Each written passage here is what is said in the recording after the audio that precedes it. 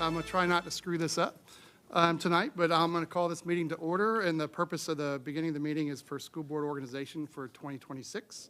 I'd like to call the roll for attendance. Ms. Basine? Here. Ms. Buffalo? Here. Dr. Martin? Present. Mr. Paulson? Colonel Paulson? Here. Ms. Slaughter? Ms. Thomas? Here. Mr. Calogero? Here. All right, made it through the first part, so we're doing all right now. Now, nominations are now in order for the office of board chair. Do I have any nominations? I nominate Ms. Thomas. I'd like to nominate Mrs. Moore Buffalo.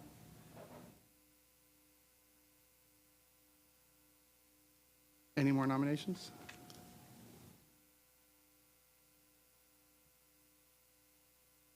All right. If not, I need a motion to take a vote. Motion that we take And a second. Second. So the motion by Mr. Calogero, second by Dr. Martin.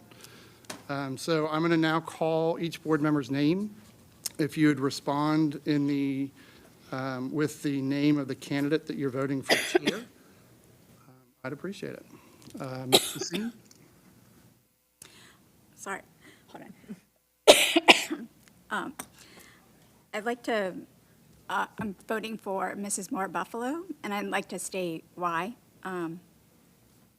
Mrs. Moore Buffalo led our school board when she was previously chaired through, sorry, our student outcomes focused movement, so to speak, where we put greater focus on our students. And I think we made tremendous progress with our board goals and non-negotiables under her leadership, and I think that's where we need to kind of get back to, and I'm looking forward to having her continue in that role.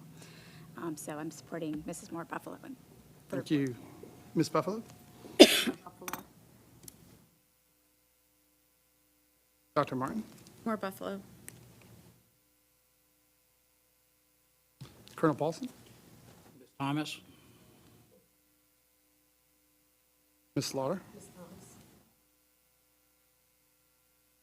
Ms. Thomas? Thomas.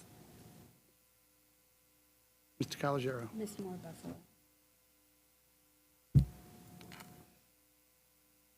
And Mr. Cloud, if you'd verify, I had 4 for Ms. Moore Buffalo and 3 for Ms. Thomas? Well.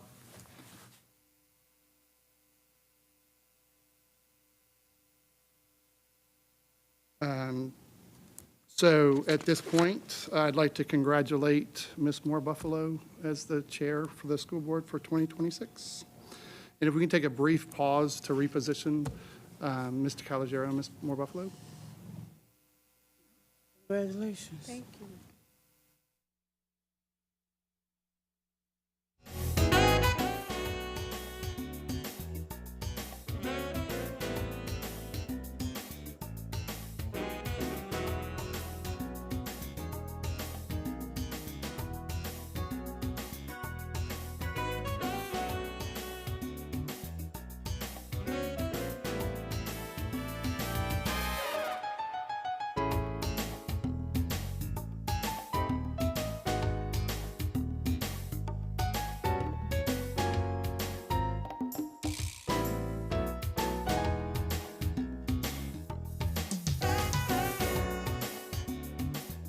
To move on to the position of vice chair.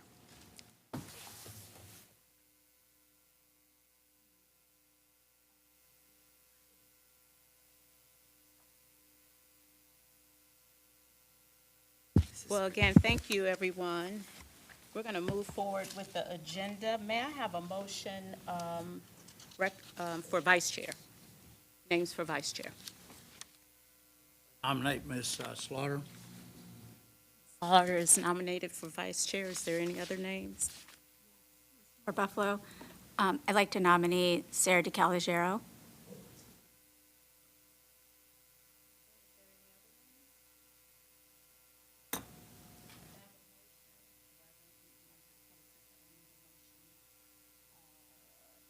Let's just stick to this.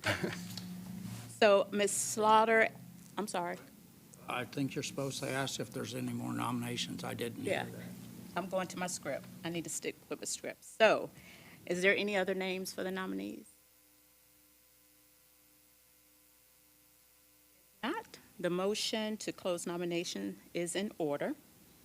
So do I hear a second? All in favor to close nominations? Aye. All those opposed?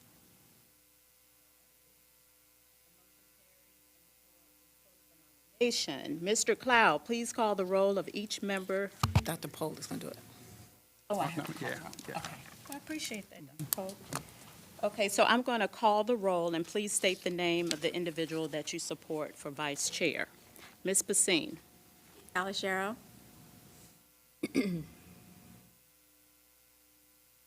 Buffalo, DeCalagero. Dr. Martin. Calogero. Colonel Polson. Ms. Thomas? Slaughter, excuse me. I was looking at her name. Ms. Slaughter. Thank you. Thomas. Slaughter. Calogero. So with that said, I have 4 votes for DeCalagero and 3 votes for Ms. Slaughter. Congratulations, Ms. DeCalagero. Okay, with that said, we're going to move on to item number 2.03. I'm going to.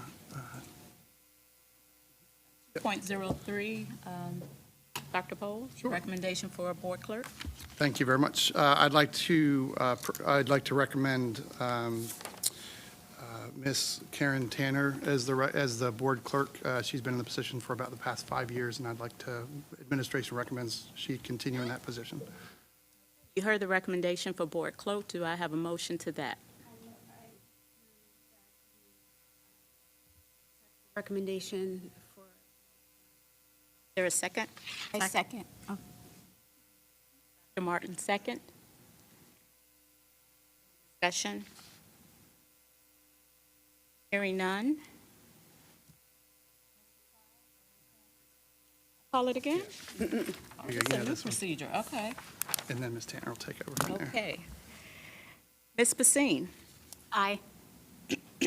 Buffalo? Aye. Dr. Martin? Aye. Colonel Polson? Abstain.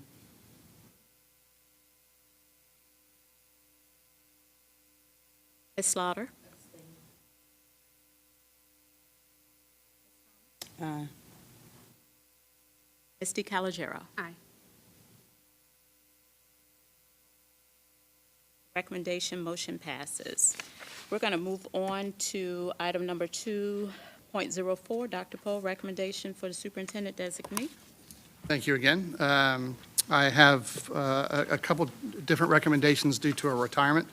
I would recommend Dr. Michael Catato stay in the position of superintendent's designee until his retirement at the end of this month. And following his retirement, I recommend both Dr. Sherry Agnew-Scott, our Chief Human Resources Officer, and Mr. Richard Fraley, our Chief Operations Officer, to be in the roles of designee. Board members, you've heard the recommendation. May I have a motion to that effect?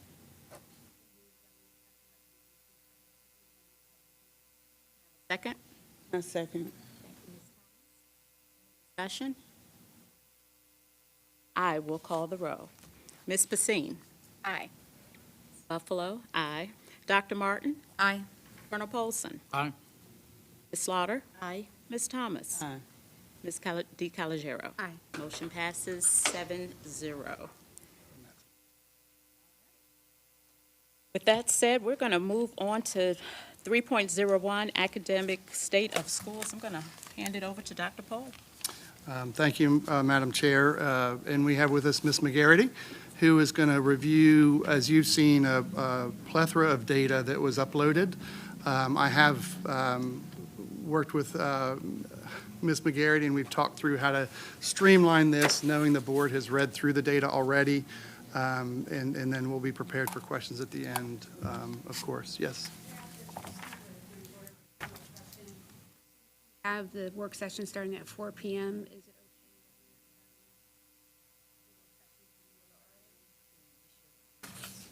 Cloud? So it was advertised as not starting till 4 PM. Then we can recess for, it's 3:40 now, so we're going to recess for 20 minutes. I think that's a good idea. See you in 20 minutes.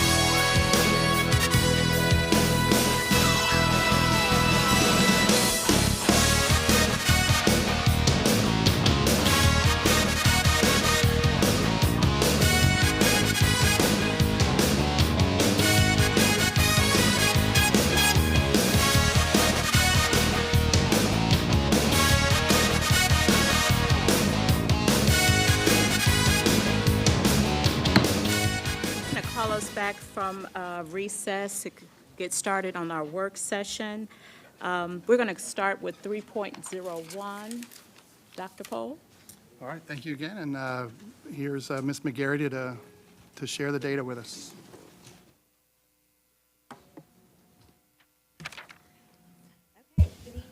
Chair Moore Buffalo, Vice Chair DeCalagero, board members, and Dr. Pohl. I have the pleasure of presenting the state of the schools for Norfolk Public Schools tonight. Throughout the 24-25 school year, divisions in Virginia endured many changes. While that is true for Norfolk Public Schools ensured we navigated that change with intention, stayed the course for stability, and ensuring serving students was the focus of our course. This presentation is organized around three questions. How has accountability changed? What do the results show? And how is Norfolk Public Schools responding while staying focused on instruction? To answer those questions, the presentation is chunked into two sections with an appendix of slides that are for informational purposes only. The first section will be a review of the Virginia Accountability and Accreditation final outcomes of the 24-25 school year. The second section will dive into each component, highlighting data on Norfolk students' performance that led to the accountability outcomes. At the end of each section, I'll ask you to join me in celebrating our schools for all the hard work they did throughout the school year. Let's begin with section 1 with the accountability and accreditation outcomes by school. These visuals are intended as a reminder of the two systems in Virginia that we reviewed in a November school board meeting. The one on the left is a representation of the accountability system known as the SPSF, and on the right is the accreditation system. The two systems represent an explicit input-output review of schools. Virginia's School Performance and Support Framework, the SPSF, is the explicit output system to review and report on student outcomes resulting in a performance category and possible federal identification for schools. Virginia's accreditation system is the explicit input system to review and report on implementation of school and or division requirements, resulting in an accreditation status for each school. The two systems we'll discuss are listed here with the addition of the federal identifications layer of accountability. This frames the entire section that follows. Important context as we go through regarding the systems is that schools can have mixes of categories, identifications, and or statuses. For example, a school may be fully accredited and still be identified as off track and may or may not be identified federally. Regarding performance on the SPSF, Norfolk has 43.9% of its schools performing on track and 56.1% off track. There are 0 schools in the needs intensive support and distinguished performance category when only considering the school's performance. We previously discussed that the SPSF does not round up the final total used to assign schools with a performance category. Due to this calculation rule by VDOE, it is important to mention for us that we had schools on the cusp of higher categories. Larchmont was half a point away from being distinguished, and Southside STEM Academy, Ocean Air Elementary, Lindenwood Elementary were less than half a point away from being on track. Had they rounded as they have in past accountability systems, these schools would have been in the higher category. VDOE's next layer to the SPSF overall performance is a more detailed review at the student group level, resulting in schools being identified in one of the possibly resulting in schools being identified in one of the 3 federal identification groups. Looking at targeted support and improvement, which we also call TSI, a school can be identified when one or more student groups performs below the designated threshold. Schools are identified annually and dropped by 1 performance category on the SPSF. For example, if a school's performance is on track, but they are TSI, they'll be dropped by 1 category to off track. Next is additional targeted support. They are identified every 3 years, reviewed and identified every 3 years. And they as well will drop their performance category just like TSI if identified. The final identification is comprehensive support and improvement, or CSI, where a Title I school can be identified if they are performing in the lowest 5% of schools in Virginia. Schools are identified and reviewed for exit every 3 years, and uniquely, CSI schools are not dropped in their performance level. Excitedly, we have some schools that exited their identification at the end of 24-25 school year. Southside STEM Academy was exited from CSI due to continuous improvement in reading and math indicators for all students. Azalea Gardens, Blair Middle School, Northside Middle, Norview Middle, Little Creek, Ocean View, Ocean Air, and St. Helena Elementary Schools were not re-identified for ATSI or TSI based on improvement in their identified student groups. Norfolk does have 2 new schools who entered CSI, 5 remaining CSI schools, and 7 identified as TSI. However, we have dropped by the amount of schools identified overall. The federal identifications for school changes the view of the final SPSF outcomes. It moves to 34.1% of schools are on track, 53.6% of schools are off, and 12.2% of schools are in the needs-intensive support category. All bolded schools on the chart are the schools that were identified as TSI and dropped in their performance category. The recent JLARC report cited the procedure of changing performance category for federally identified schools of concern, which may bring changes in the future. Not for this year, though. This is a comparison of Norfolk with other divisions in our region and beyond, based on their school performance categories. Moving to school accreditation, all but 13 schools are fully accredited. The areas Norfolk schools were cited were either Section 4, which was leadership and support staffing, Section 9, federal program compliance, or both. The Section 4 staffing reported as out of compliance were due to unlicensed support staff such as media specialists, school counselors, GED teacher, and athletic director. Section 9 was due to lack of student improvement in the SPSF. All procedural areas were followed for Section 9, and it is currently unknown how this factors into the section at the time. We've sought guidance from VDOE, though.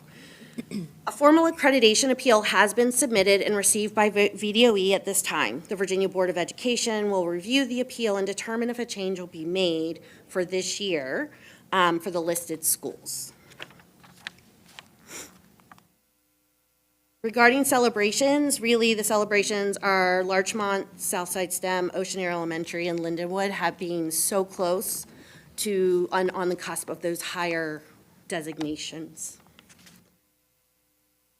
Moving into Section 2 of this presentation, the data outcomes are based on each of the SPSF components. Most sections are structured the same, so we'll review the initial section and then move quickly through the remaining data while pointing out highlights and celebrations.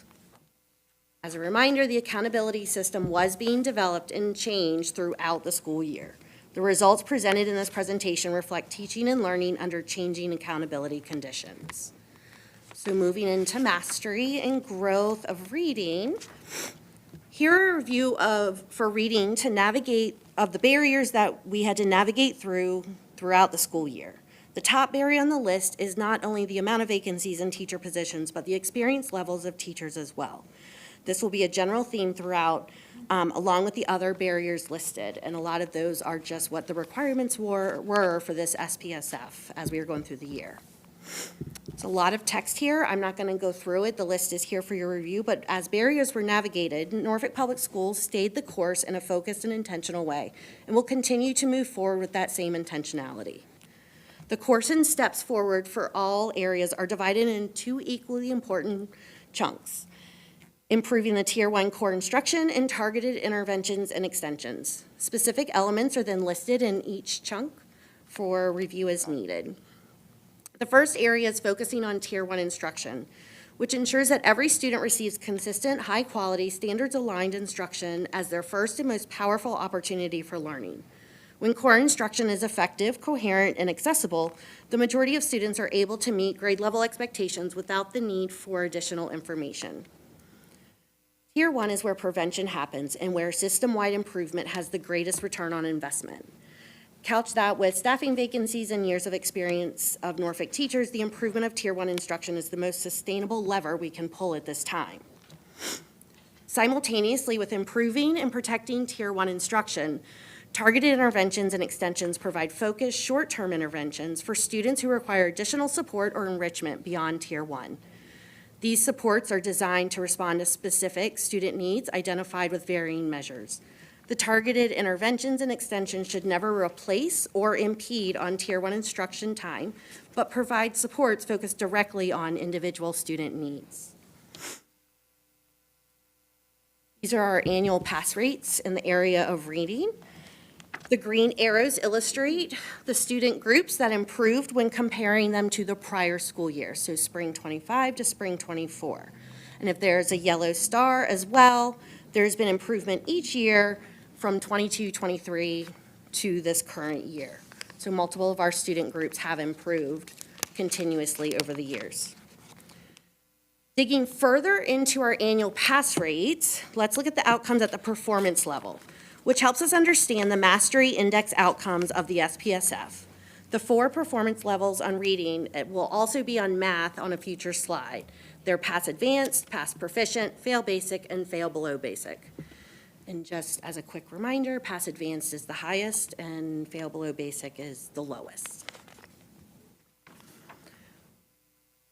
Growth compared to mastery of students gives us a glimpse at who is improving as a result of instruction based on performance levels.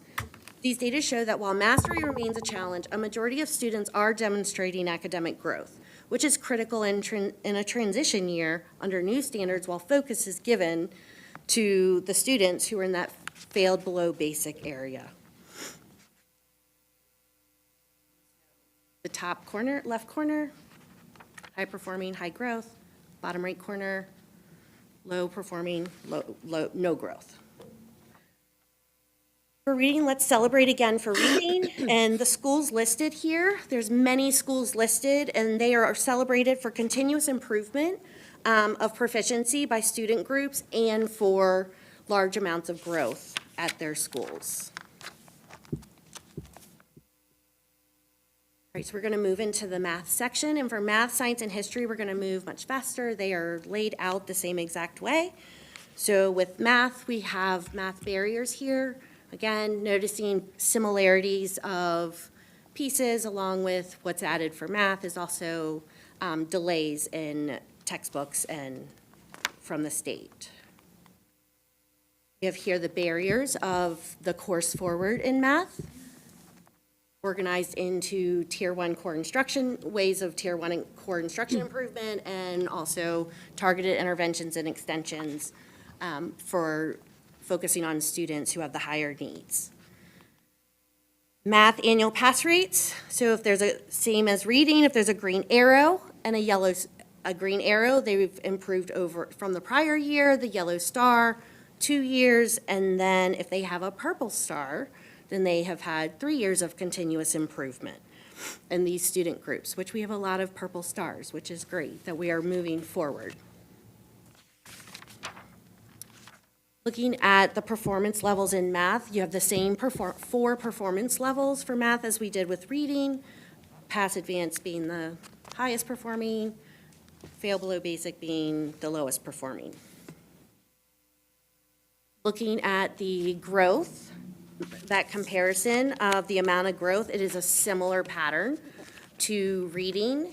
When we look at this same layout for reading and math at the student group levels, we are seeing the patterns across the board being exactly the same. In the area of celebrations for math, same thing, we have many schools listed here. They are listed for continuous improvement in proficiency in math as well as growth points. All right, science. List of science barriers. We see a lot of the similar pieces here. A few little things move around, but they're pretty common across all the areas. And then moving forward, staying the course, protecting and improving that Tier 1 instruction, as well as improving and leveraging targeted interventions and extensions. Here are our science annual pass rates.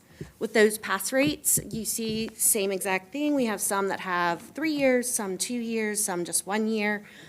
So we are picking up some steam across the past 3 areas that we have looked at. Here's the science annual pass rates down into the performance level. Notice there are only 3. There is not a fail below basic level for science at this time. Science celebrations, again, many schools are on here that are schools for continuous improvement towards proficiency. There's no growth as part of science, so that isn't a piece that we have here. Next, we have history. History barriers, again, very similar to everything else. Some of it is, there's also, with history, one of the additional pieces that have been added is just available time due to tests, especially in grade 5, but some changes that were made this year should be mitigating some of that issue. History staying the course, moving forward, same things. It's not the exact same things within the list, but really appropriate things around protecting and improving Tier 1 instruction and focusing on targeted interventions. History annual pass rates, we're not seeing as much movement as we have been in the other areas, but we do have a few that have improved across at least the 1 year. And again, looking at the pass rates at proficiency level, history, just like science, only has 3 performance levels.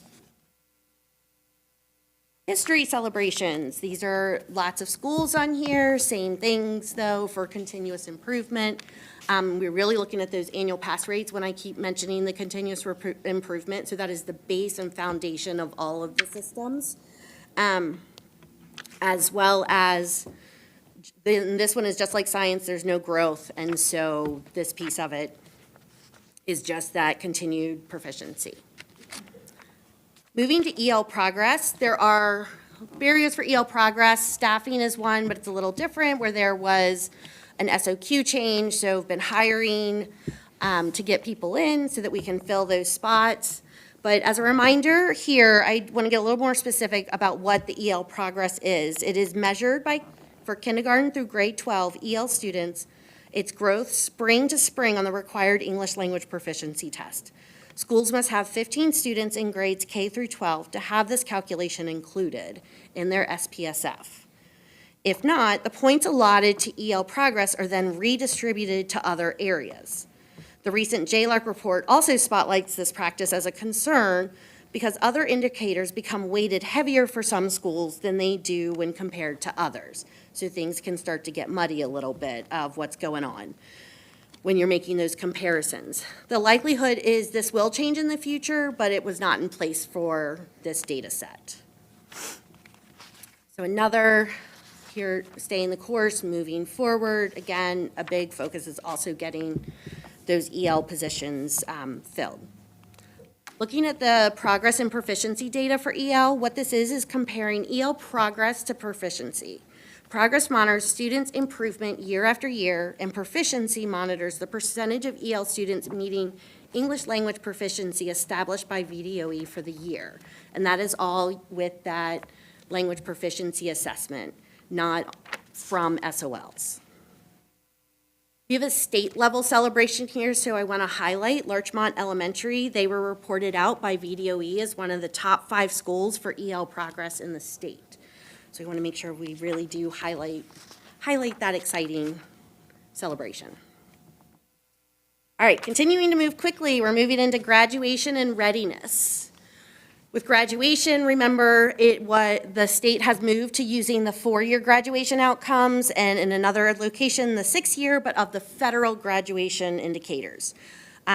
We've always talked about the Virginia on-time graduation, or the OGR, but we're going to quickly look at both of those.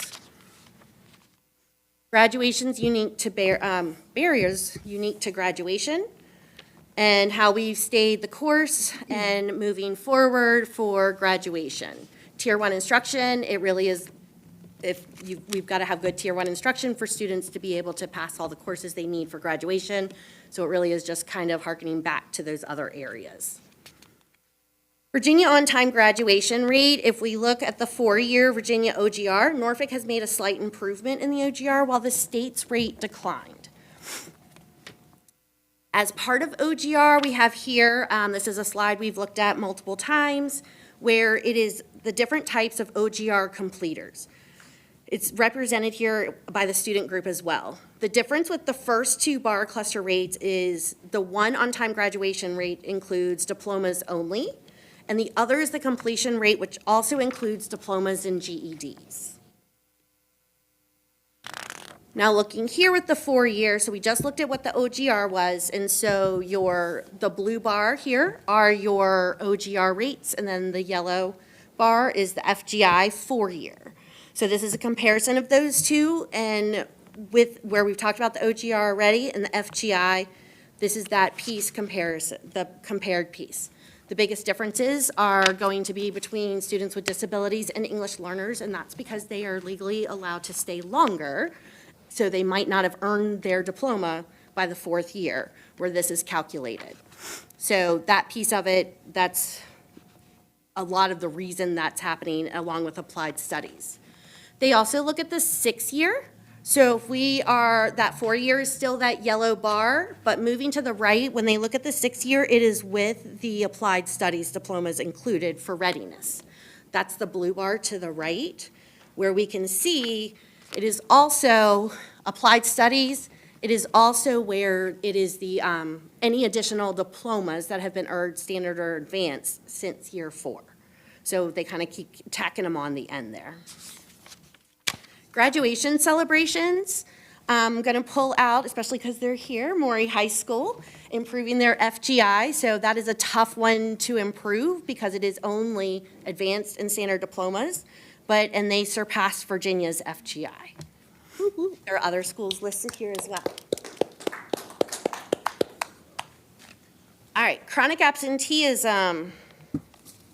Chronic absenteeism, it's a readiness indicator, as well as it has its own unique set of barriers to navigate, and as well as the course moving forward. Tier 1 instruction is still included here. You may wonder why. The first intervention to get kids engaged is to have good engaging Tier 1 instruction, as well as targeted interventions that may be necessary for individual students. Here's over time, the last 5 years of chronic absenteeism. So we had a little bit of a backward slide this past year. But other than that, you can kind of see the whole historical view. We're still not back to pre-COVID. In celebrating, we have lots of schools celebrating. Lots of people did improve their rates. So, it's exciting that we're seeing it's heading in the right direction. Mathematics with the advanced coursework in middle school. The barriers and the course forward are the same exact thing as math, so we don't have that piece. But what this includes is passing assessments in Algebra 1 and Geometry in middle schools and any of our combined schools. These are just the rates overall, and then here we have enrollment, just to see, are we getting kids enrolled? And with the kids that we do have enrolled, which enrollment did go up for this past year in these courses, that we have, what are the percentages of students who are enrolled, what their demographics. I am really excited about this one as well, this celebration. I want to highlight on this slide that the middle schools listed here, which are Southside STEM Academy, Crossroads, and Academy for Discovery, that they had a 100% pass rate for their EOC math assessments in the spring. That is a very exciting one. It's a hard thing to do. Am I right that all 3 of these schools are K So, schools? yes, they're all combined schools. Interesting. I would agree.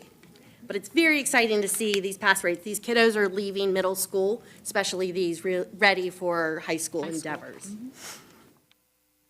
3E framework. This was one that was just a big barrier in itself. So the 3E framework includes an index of students who participate in enrollment, employment, or enlistment tasks to be ready for their post-secondary life. This area has been and continues to be the most challenging indicator to navigate regarding the guidelines and requirements. We have here courses forward. One of the big courses is us understanding more about, everybody understanding more and more about what's being calculated here. These are the tasks that students have the options for in this past year. This is changing moving forward.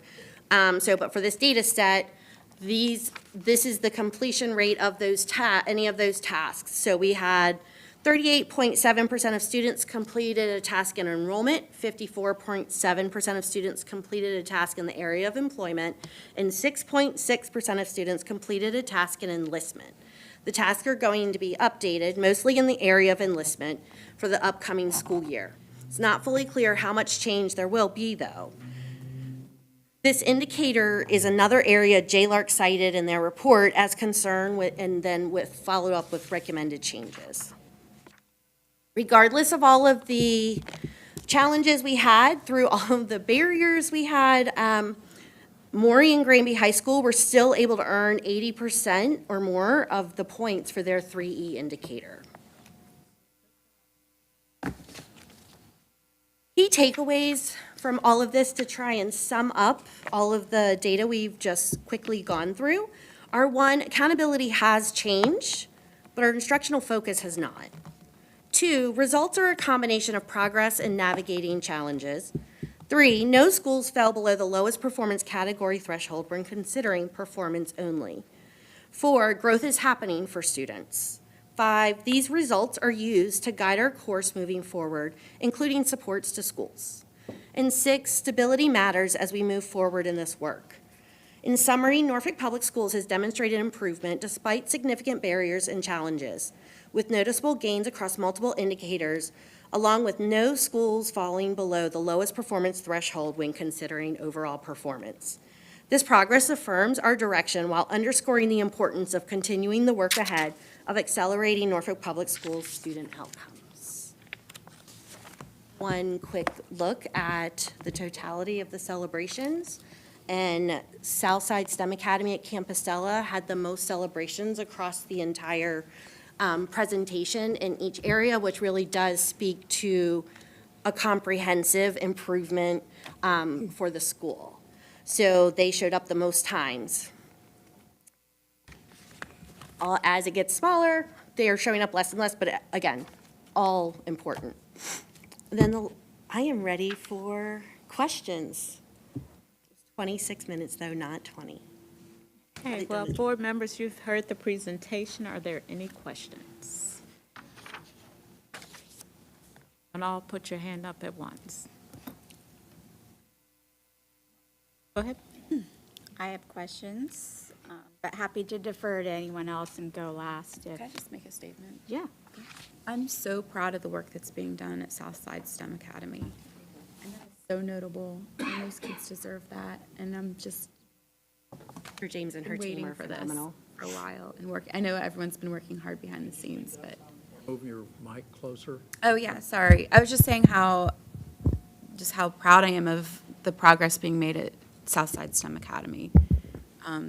It's gotten a bad rap for a while, and I know everyone in that building has been working really hard to make sure that those students get on track, and they've more than gotten out of track. They've blown it out of the water, and I think that's really exciting.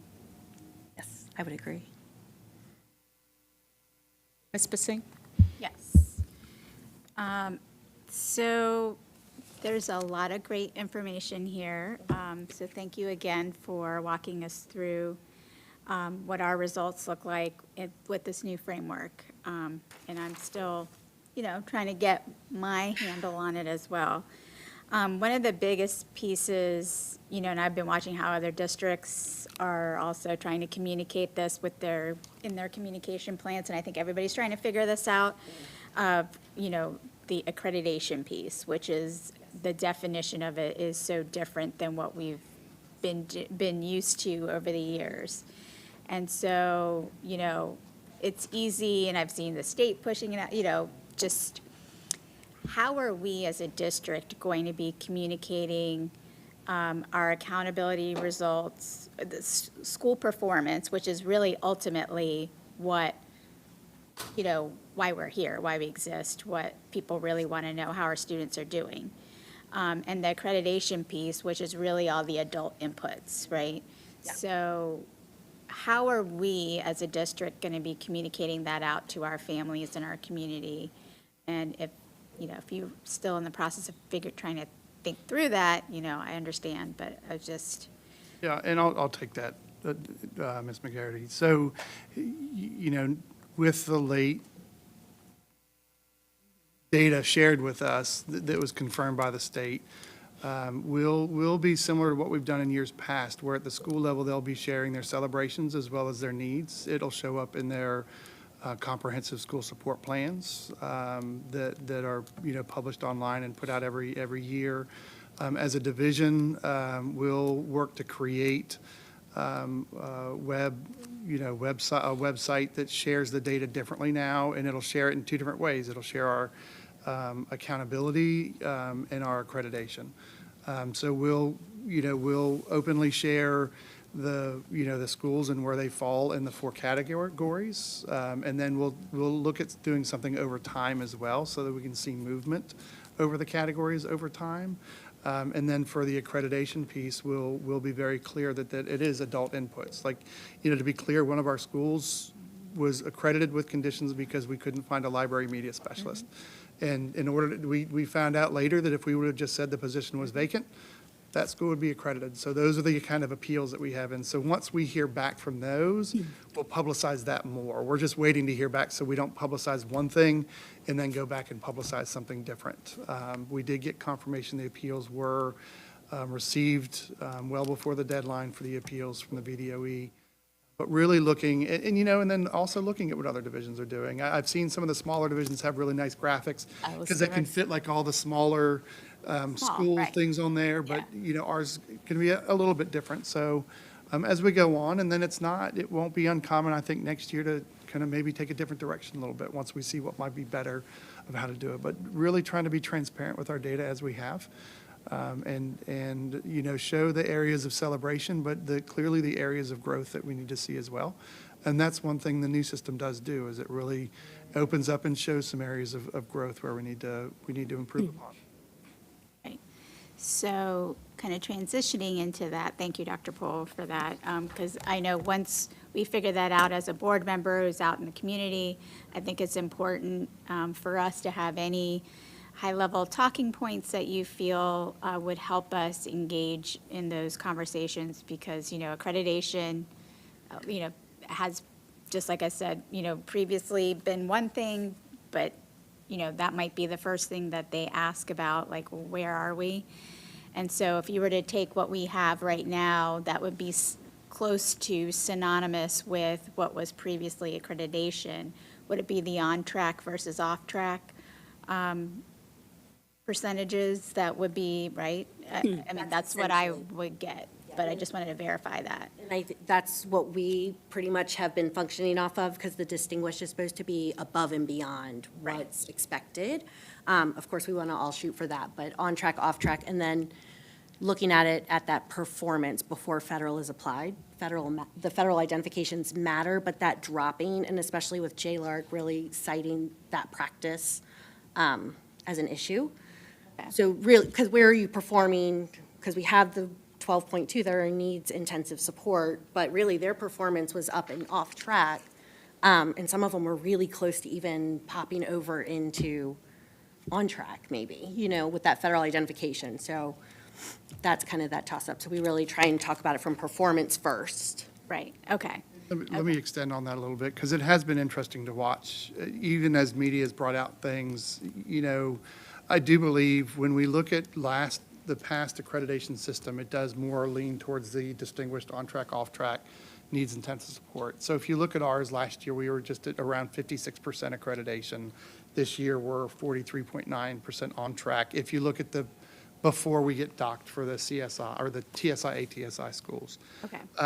However, one of the talking points that we'll create a one-pager, we'll share is the fact that, right now it's with the EL progress, schools that don't have EL students, all the weights shift at that point. So that changes how this comes in. It's been interesting to watch, other divisions report out and saying, hey, we're 100% accredited now, and the accreditation is totally different. Totally different. And we could, once we get back the appeals, we'll probably be able to say we're highly accredited now, but it's a totally different definition. Right. So we'll work on some kind of a one-pager for communication, so you have it. So when you're at Civic League meetings or anywhere else, you're able to talk about that more. When they say, well, we saw this division's 100% accredited now, you can talk about, well, what that really means. Because, we've really been trying to be talking about the bifurcated system that we have now, and one's about inputs and one's about outputs. Okay, and I appreciate that, and that I think will be really helpful to us. But to get to now the performance piece, so while we had a lot of growth in areas, we still have a lot of areas for improvement. And specifically, I wanted to, well, and I tried to ask this ahead of time because I wasn't sure if you were going to readily have this information, but what percentage of our African-American students in MPS would be in the distinguished and on-track schools? I mean, I have it available, we dig down that far. And so with that, looking at it that way, if we're looking at it, there's also differences if we're looking at it before federal ID and after. So again, kind of leaning on that performance piece of it. So before, Black students, that if we look at it before federal ID, 41% of them are in on-track schools, 33% if we look at it after federal ID. For looking at off-track, we're talking 58% before, 55 after, and then of the needs-intensive supports, it's only after, because they were dropped. Black students, it's 11% of the students. But that's within 2 percentage points of where all schools fell, of all students fell. Okay. And I'm asking these because when you look at the JLARC report too, one of the biggest indicators was SES, Yes. right? And so how we target our strategies, our resources and all of that is really why I was asking And across the specifically about board, that. SES is the highest it's the highest in each area, but it is the highest in off-track, if we look at it as on, off, and needs after Right, the okay, federal ID. So SES, that really kind of rang true for us. yeah, Because as soon as I saw that, I kind of went digging in, like, let's see. yeah, And it does. it does, right. Yeah. And I suspect it does. It always kind of has been, obviously. And that was one of the fears going into it of a former state board member that they brought up at the beginning, is that really Yes. kind of the way they're doing this really is going to just highlight more of poverty Right. concerns than it is. Yeah, I watched those meetings and So- that was, but to that end, it's what can we do? We are responsible for so much. How do we advocate for ourselves with the things that we need? And then so that we can better support our students. And so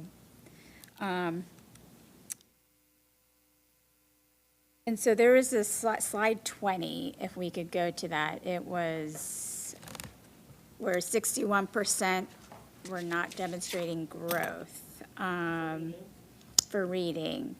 If you could speak to us a little bit about, so in my understanding, so they fail below basic and then did not earn growth, so 61% of students. Yes. Sorry, Right. I'm listening to you while I was watching. Well, I'm the also, change. I'm looking at you for Yes. making sure I'm understanding this chart correctly. So Yes.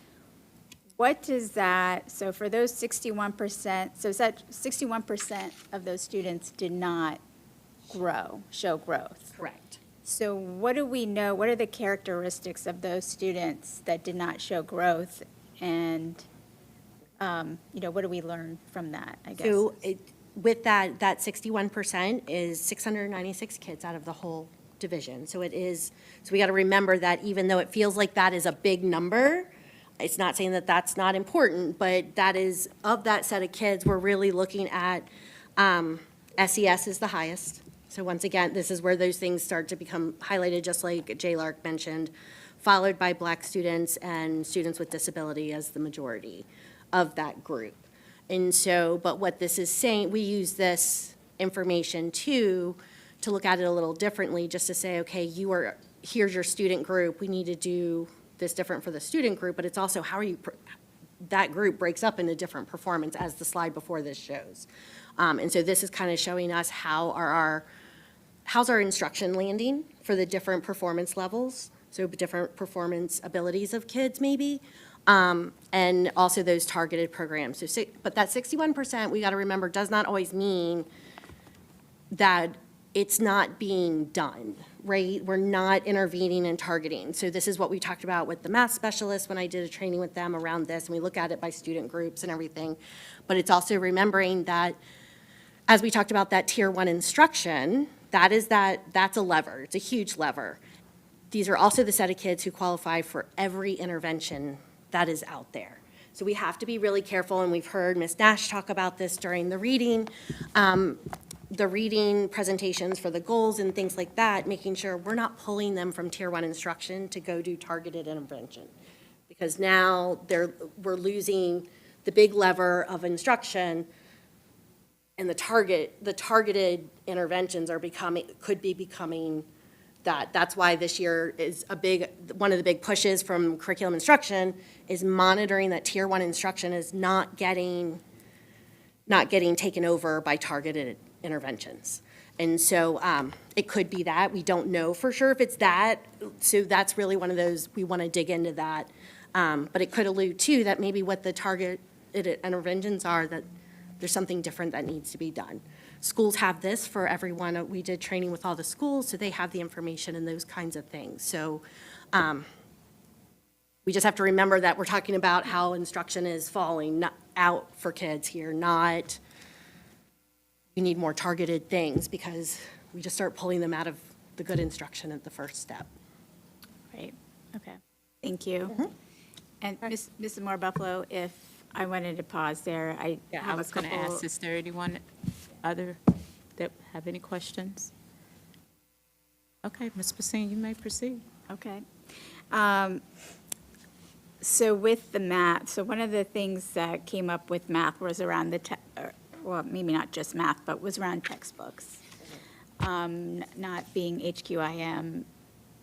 Can you elaborate on that? Because I know just a year ago, we adopted textbooks. Yeah, so it was, the point that was made was that VDOE was very delayed with the standards and then giving textbooks that were aligned and qualified. So they didn't give us a textbook list to match the curriculum.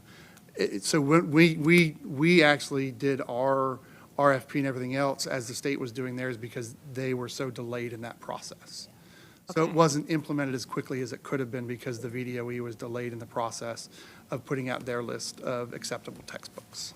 Okay, so the textbooks that because I went back and I was like, we spent last year. Ours are 3.6. aligned, they're HQIM, we're good. It was the delay of the VDOE. Okay. So part of the purpose was, we tried, again, with transparency, they've taken away crosswalk years. We're implementing things as we're going. I like to say we've jumped out of the plane and we're sewing the parachute at the same time in some instances. And that's happening. But at the same time, we're trying to change our course to, if that's the direction where we're going, we need to be ready to meet that direction.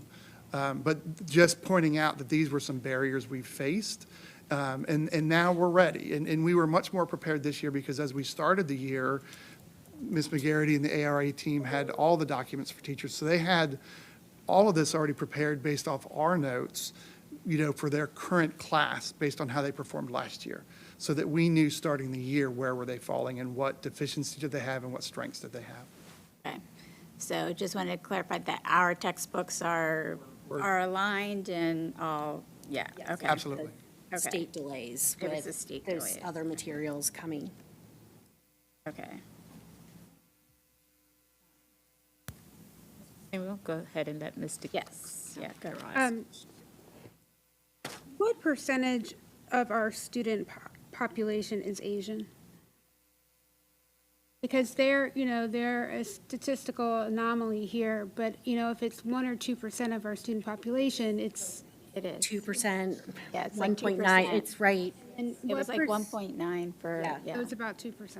And so students with disabilities make up what percentage of our population? About 18%. I think we went up this year from prior years, but we're about 18%. English learners. English learners, A little less, I think it's I like. think it's a little 14. less. I can get back with I you. think English learners, I want to say is 14%. I want to say 14 also, or is sticking out in my mind, but I could find out for sure. Yeah, it's just hard for me. EL is one that keeps growing. So it's ever-changing, it feels like. It's hard for me to quantify myself, what impact these different groups are having if I don't know What are the totals? what are their totals, like. I have it. So our Asian is 1.9. I remember. Our EL is 7.1, and our students with disability is 17.7.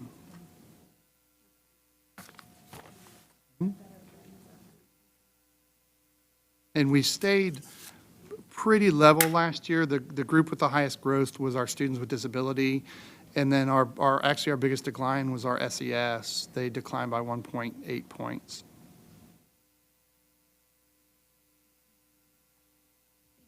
Absolutely. Helps me Yeah, nope, I get understand that. the numbers a little bit better.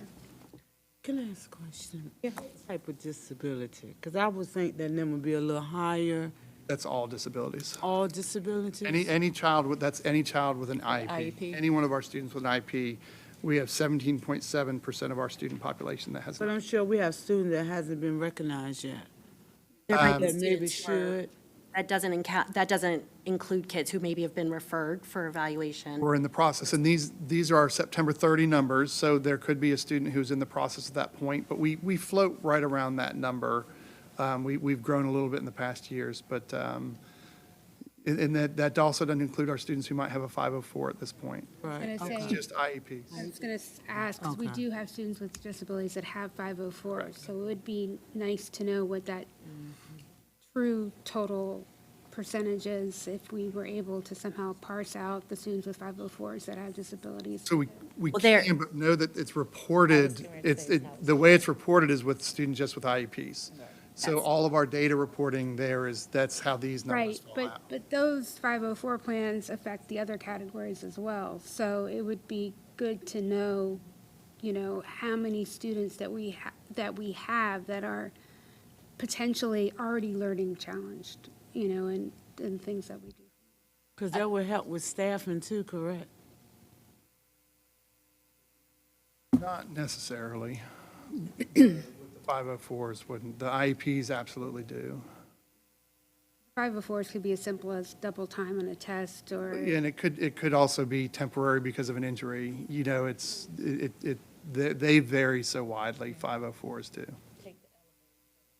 Right, The 504s are focused solely on accommodations. Right.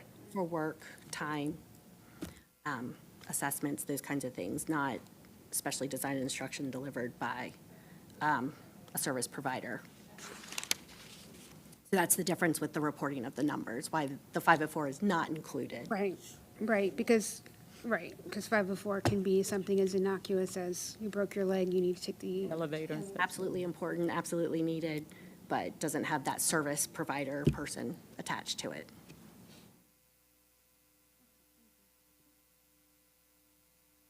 Jane, are you having? I have two quick questions Yes, that two I'll quick round out this presentation with. So Virtual Scholars Academy and Rosemont, so are those two well, Rosemont really has AOIS and Young Scholars. Are their scores They go still back to the going back to homeschool. the homeschool? Same with Virtual Scholars Academy, right? We provide them their data But they have, parsed out that they're able to work from because it impacts. right, So they have their data to work from. okay. And their kind of formative version, so all of the things where teachers have it, that all goes there too, but they're back in their home schools. But they go back to their, same with Virtual Scholars Academy, okay. From a staffing standpoint, I think, not so much AOIS and Young Scholars, but Virtual Scholars Academy, how our students are doing in that, and, How are they doing in that? well, yeah, how they're performing, how they're doing, how we're supporting. The top side of, if we look at it pulled out by responsible serving schools, Yeah. the kids are doing well in all of the areas, yeah. And they're highly monitored, and we also contract out special ed teachers to work with them on their IEPs online specifically. So If they aren't performing well and online's not for them, we pull them out mid-year and we have them go to their home school. You would say they have to meet a They do. threshold. So I have a quick question. Are homebound students included in virtual learners, or is that separate? It's separate. Okay, and they're included in the regular numbers? Yes, they're in their homeschool they're attached to. Okay, all right, thanks. All good? Sure. All right. Thank you. Thank you. That was a lot to get through. We appreciate it. So with that said, we're going to move on to 3.02, graduation coach update. Dr. Poe? And we have our new senior coordinator, well, new this year at least. She's been here a while now, and she's a returning a staff member who was in Norfolk previously. So Recognize her face. Dr. Moore is going to present, oh, no, sorry, Ms. Moore is going to present, our information graduation coach, and she did bring some phone of friends with her who are going to be a part of the presentation for Maury as well. So take it away, Ms. Moore. All right, well, good evening. Board Chair Moore Buffalo, Vice Chair DeCalagero, members of the board, Superintendent Dr. Pohl, and other distinguished guests. Thank you for the opportunity to speak with you this evening. I welcome the opportunity to share more about the impact of our graduation coaches and the critical role that they play in actually supporting student success, persistence, as well as on-time graduation. Our graduation coaches, they actually work at the intersection of academics, attendance, as well as student engagement. This evening, I intend to highlight how graduation coaches influence student outcomes, address unique, diverse needs of student populations, and contributes, of course, to the district's broader goals of accountability and long-term success. Now, recognizing that we've had an opportunity to engage in the state of the schools overview, as well as previous exposure that the board has had, I wanted to simply highlight the slide that appears before us at this time, slide 2. Our graduation coaches play a vital role in helping both our students as well as our schools meet graduation requirements and state accountability expectations. Their work directly supports students in understanding and fulfilling diploma requirements, including verified credit, course completion, attendance expectations, and on-time graduation benchmarks. Importantly, the work of our graduation coaches, it aligns with the support and goals outlined in Virginia's SPSF framework by focusing on student progress, engagement, as well as completion. Our graduation coaches contribute to improved performance on key accountability indicators, including graduation rates, chronic absenteeism, as well as post-secondary readiness. As we look at this slide, again, I recognize that the board is familiar with the 3E readiness framework, and again, that has been highlighted, but I want to specifically connect it again to the work that our graduation coaches fulfill across our schools. Our graduation coaches play a critical role in helping our students demonstrate readiness with that framework, enrollment, employment, as well as enlistment, which reflects a distinct commitment to actually preparing our students for life beyond high school. Whether a student's preparing for college, entering the workforce, pursuing military service, our graduation coaches are providing individualized guidance to help students complete coursework, earn high-demand credentialing, participate in meaningful experiences, and develop the habits needed for success beyond graduation. At the same time, the student-centered support allows schools to document readiness indicators that contribute to those state accountability measures. When students demonstrate readiness, schools earn points towards our state's performance framework, reinforcing the connection that exists between strong student outcomes and school success. In this way, our graduation coaches help ensure students graduate with purpose and direction, while also supporting schools in meeting those state expectations for readiness and accountability. As we take a look at the next two slides, it actually happens to organize goals that are broken across each of our 5 high schools pictured at this time. We actually happen to have Booker T. Washington High School and Granby High School, and the following slide will feature Lake Taylor High School, Morey High School, as well as Norview High School. But I want to highlight the fact, again, the graduation coaches are pivotal in actually advancing the graduation and readiness goals outlined in each of our schools' comprehensive school support plans. Their work is intentionally aligned to the strategies schools have identified to improve student outcomes, particularly for students who need additional guidance to stay on track. By monitoring progress, addressing barriers, and providing individualized support, our graduation coaches help schools move forward from planning into action. They support efforts to, again, increase that on-time graduation rate, connect with the attendance, and help our kids prepare to demonstrate post-secondary readiness. They are a critical link between school improvement goals and student readiness, again, helping our schools meet those expectations. And as you look across the graduation goals or readiness goals for each of the schools, you will see a theme that is tied in where our schools are focusing on specific measures that they expect to see improvements in over the course of the year relative to graduation, readiness. As we advance, you'll actually notice that we also have consideration for attendance because, again, chronic absenteeism plays a significant role in making sure that each of our cohorts are able to move forward in accordance with those timeline expectations that have been designated for our kids. And certainly I won't read this to the board. I recognize everyone had an opportunity to scan that information.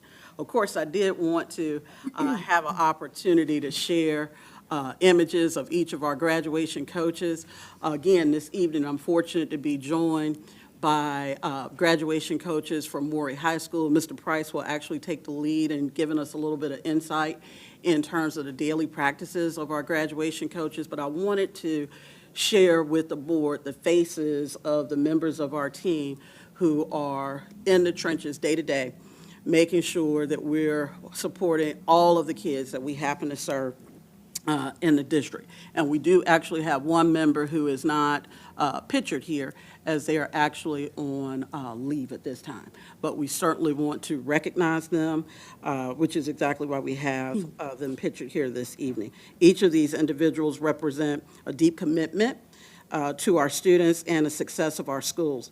Their work happens oftentimes behind the scenes, right? If we don't have this slide here, you may walk past them and not even know who they are. But please know that they are meeting one-on-one with students, they're problem-solving barriers, engaging with families, and ensuring that none of our students are overlooked.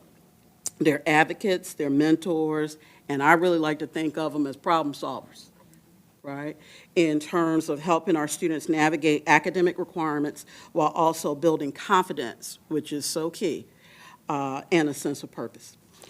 Collectively, these graduation coaches advance graduation and readiness goals for each of their schools daily. Their dedication directly supports the improvements that we've talked about with student outcomes and strengthening the capacity of the schools overall in meeting those statewide expectations. We're grateful, certainly, for their professionalism, persistence, and their unwavering focus on student success. Their impact is not only reflected in data, and accountability measures, but more importantly, in the lives of the students that they support. Here, you'll notice that I've actually tried to include consideration for how our graduation coaches are supporting students in each of the cohorts in each of our high schools. As you take a look at this slide, you'll notice that it's broken to actually share what we have at each of the schools. One coach will support cohort 2026 and 2027, and then we have another coach who's designated to support members of cohort 2028 and cohort 2029. So, of course, we refer to our students in that manner because as soon as our students enter high school, the expectations relative to on-time graduation within that 4-year time span, it begins. So wherever it talks about cohort 2026, historically, those are your seniors, right? All the way to the opposite end, 2029, those of course, are our freshmen. The other thing that I'd like to mention here is that our district has intentionally allocated 2 graduation coaches to each of our 5 high schools to ensure consistent support across sites while remaining responsive to student needs. However, I would also like to share within this model, 2 of our high schools have graduation coach-to-student ratios that are lower than the others. And that allocation reflects an equity-based approach, recognizing that some school communities require additional, more intensive support to address graduation and readiness challenges. However, I would ask that we continue to keep this slide in mind until I reach the end of the presentation for the great ask of support. Send it over here. Yes. Okay, all right, thank you so much. Okay, all right. Continuing on, our graduations, again, support all of the students that we have, those who are on track as well as those who are off track. And we really want to make sure that we emphasize that our graduation coaches are committed to supporting all of our learners by ensuring every student has a clear and supported path to graduation. They participate in weekly graduation meetings where student progress is reviewed through data analysis, allowing schools to identify concerns early and respond with targeted support. Using this data, graduation coaches help plan, implement, and monitor individualized high school graduation plans that reflect each student's needs, goals, and readiness pathways. In addition to prevention and support, our graduation coaches actively engage in dropout retrieval efforts. This is where we're working to reconnect students who have disengaged from school and help them return to a pathway towards earning a diploma. That is certainly our goal. Through consistent collaboration, data-driven decision-making, and personalized support, our graduation coaches help students move forward, whether that means staying on track, because there's also a rhythm to that, right, to help our kids stay on track, getting back on track, or re-engaging after they've had some time away. Here's an image that really just tries to provide a visual in terms of the mechanisms which actually prompt action. Our graduation coaches are consistently looking at attendance, behavior, and course performance to make determinations about how to move forward. So our graduation coaches activate evidence-based practices each time they monitor the progress of all students and proactively intervene when students show early signs relative to attendance, behavior, or academic challenges. This continuous monitoring allows our graduation coaches, again, to work in a proactive manner with our students, families, and school teams to address barriers, adjust supports, and reinforce positive progress. Whether a student needs academic assistance, attendance support, or behavioral interventions, our graduation coaches collaborate to make sure that the right supports are in place. Here, what I've tried to do is provide data snapshots. The next few slides actually offer data snapshots. This one is a data snapshot for the district as it relates to attendance. You'll notice that it's broken into tiers where we have consideration for our students that are not demonstrating any type of attendance issues. Those are the students that we say we have strong attendance or perfect attendance. It's further divided all the way into consideration for our kids who are experiencing chronic absenteeism, which of course we recognize a definition for that that's recognized nationwide is when we have a student who has missed 10% or more of the time in which they are to be actually engaged in school. And so you'll notice that we've broken this out by cohort. You're able to see exactly what we have from 2026 all the way through 2029 cohort. Attendance is a non-academic barrier which offers critical insight about support needs. As a result, graduation coaches work with our attendance technicians. They work with counselors, teachers, and other key school staff members to determine root causes of absenteeism. When attendance metrics indicate concerns, schools respond by initiating individual meetings with students and families. In doing so, schools are then able to proceed with evidence-based practices by providing intensive individual supports to students who've fallen off track or face significant challenges to success. Based on what's learned, schools implement appropriate student-centered interventions such as check-in, check-out systems, mentoring relationships, and connections to wraparound services. And I happen to see Dr. Morris here. He actually leads that capacity for us at the district level.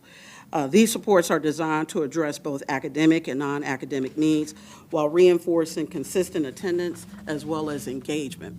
One of the things we always like to talk about relative to attendance is that attendance always needs to partner with engagement. It is not sufficient for our kids to simply attend. We need them to attend and engage, to have expectations for our kids to satisfy promotion criteria and certainly progress with graduation expectations. Moving forward, here's a snapshot of data. Again, it is broken by cohort. The data that has been pulled here actually reflects the percentage of referrals that resulted in an in-school suspension or an out-of-school suspension.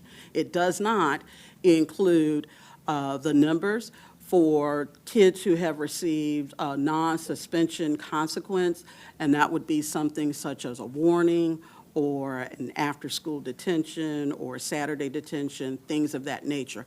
However, we can certainly provide an addendum to provide even greater detail on what these happen to look like. Did I happen to see your hand? Yeah, I can move. Let me take my glasses off so I can actually see people. Yeah, let's go through it. Yes. Oh, okay. All right. Well, I took my glasses off to see people. Glasses are for words. Going back. All right, thank you. So the other thing that I wanted to share relative to the behavior consideration, we look at the discipline data as a part of our monitoring efforts. By reviewing patterns in behavior incidents, our graduation coaches and other key members of school staff are able to identify students who may need additional support to remain engaged in school. This data helps our graduation coaches collaborate with school teams to address underlying issues, connect students, again, with appropriate interventions, and reduce barriers to those barriers that stand in the way of academic progress. Using discipline data proactively allows support for positive behavior while keeping students focused on graduation and readiness goals. This is a snapshot that brings into focus consideration of core subject summary. All right. Now, our graduation coaches, again, they take a look at early warning metrics that are tied in with attendance, behavior, or course performance. I wanted to provide a snapshot here. This snapshot is simply focused in on core subject areas. However, we recognize, of course, that our graduation coaches have the responsibility of not just looking at core subject performance, but they have to look at the broader spectrum, because we know in order for our kids to satisfy graduation criteria, there are certain other courses that they have to be able to attain, the health and physical education requirements, foreign language requirements, things of this nature. But I wanted to include this snapshot just to give the board and the viewing public a feel for the scope of the work that our graduation coaches take on a daily basis. So again, they review the overall course performance to identify students who are marginally passing. This is what this data reflects. Kids who are marginally passing or actually maybe just beneath passing at this particular point. This early identification allows schools to respond before credit loss occurs. This is exactly what we're trying to do. We want to know that information as soon as possible to be able to intervene, try to ascertain root cause, work with students directly as well as families to leverage support in a timely manner to help our kids actually regain their focus. So our coaches help our students maintain focus on accumulating credits to satisfy those graduation requirements. Additionally, they work with school teams to connect students with targeted support such as tutoring, academic recovery, and progress monitoring. All right. And the other thing that I wanted to share before progressing here is that when we look at the percentages that are reflected here for, again, students who are marginally passing or may actually be experiencing failure. This was based off of the last marking period. The next marking period actually closes in the upcoming week, January 14th. But when we look at this, we have to have consideration for, again, the full scope of service that our graduation coaches are providing. Some of the kids that are nestled within the numbers that are on the screen are actually engaged in higher coursework as well. There are times where we will have honor students, students who are actually engaged in AP level work as well as IB, who grapple with the complexity of the content that happens to be before them. This is why it's so important for our graduation coaches, again, to stand shoulder to shoulder, work in collaboration with members of the team to get to the heart of what's going on and support our kids. But I just wanted to share that because many times there can be a misconception that our graduation coaches only work with a certain tier of students. They support all of our students to make sure that we continue to progress. Lastly, I wanted to return to take a look at the quarterly dropout rates. Now, I know that Ms. McGarity had an opportunity to share quarterly dropout rates with the board in a previous meeting. And at that time, quarter one data was available, and we were celebrating because we recognized that the numbers are actually lower, right? We were at 11.5%. We continue to monitor dropout, not on a quarterly basis. We monitor it weekly. And so December, I think I put the date up there. Yes, December 15th. During the week of December 15th, our dropout rate was actually that of 11.83%. So I wanted to share that with you. It's not final because, of course, the quarter has not closed out, but I wanted to share that with the board to highlight the fact that that remains a metric that's on the radar of our graduation coaches, coupled with supports to be able to reclaim those students in advanced learning. So it shows that our dropout rate continues to be lower than it was during the same time in the previous year. It reflects sustained efforts to identify at-risk students early and provide those timely targeted supports. Ongoing monitoring of dropout data allows schools to respond quickly, strengthen re-engagement strategies, and maintain momentum in keeping students connected and on track for graduation. So we look forward to being able to continue to reclaim in this area. And then I just wanted to highlight some additional aspects that our graduation coaches fulfill in serving the students that we happen to have, and you'll notice that over the course of the next two slides. Our graduation coaches, they support not only consideration with the dropout rate, but they engage in those weekly on-time graduation meetings. In each of our high schools, we are hosting on-time graduation meetings every week. It is common to find either a school principal or a school assistant principal working directly alongside our graduation coaches and other key members of the school to look at exactly where our kids are with being on track, off track, what adjustments are we making in real time. We intervene early and often. They also monitor credit recovery, right, to guide progress. And then you also notice the importance of being able to connect our students and families with resources contingent upon what we learn in terms of root causes. I won't continue to share that information that happens to be available on the screen for review, but the graduation coaches are supporting our kids while they are in school with the realities of what they're taking on to continue to advance progress. And so at this time, what I want to do is actually invite two speakers. And it's funny, I didn't see those two speakers stand. I'll re-cue. This is our queuing line. Okay. At this time, I would like to invite two speakers who will share perspectives just to further color in the work that goes on with our graduation coaches in collaboration with the administrative team.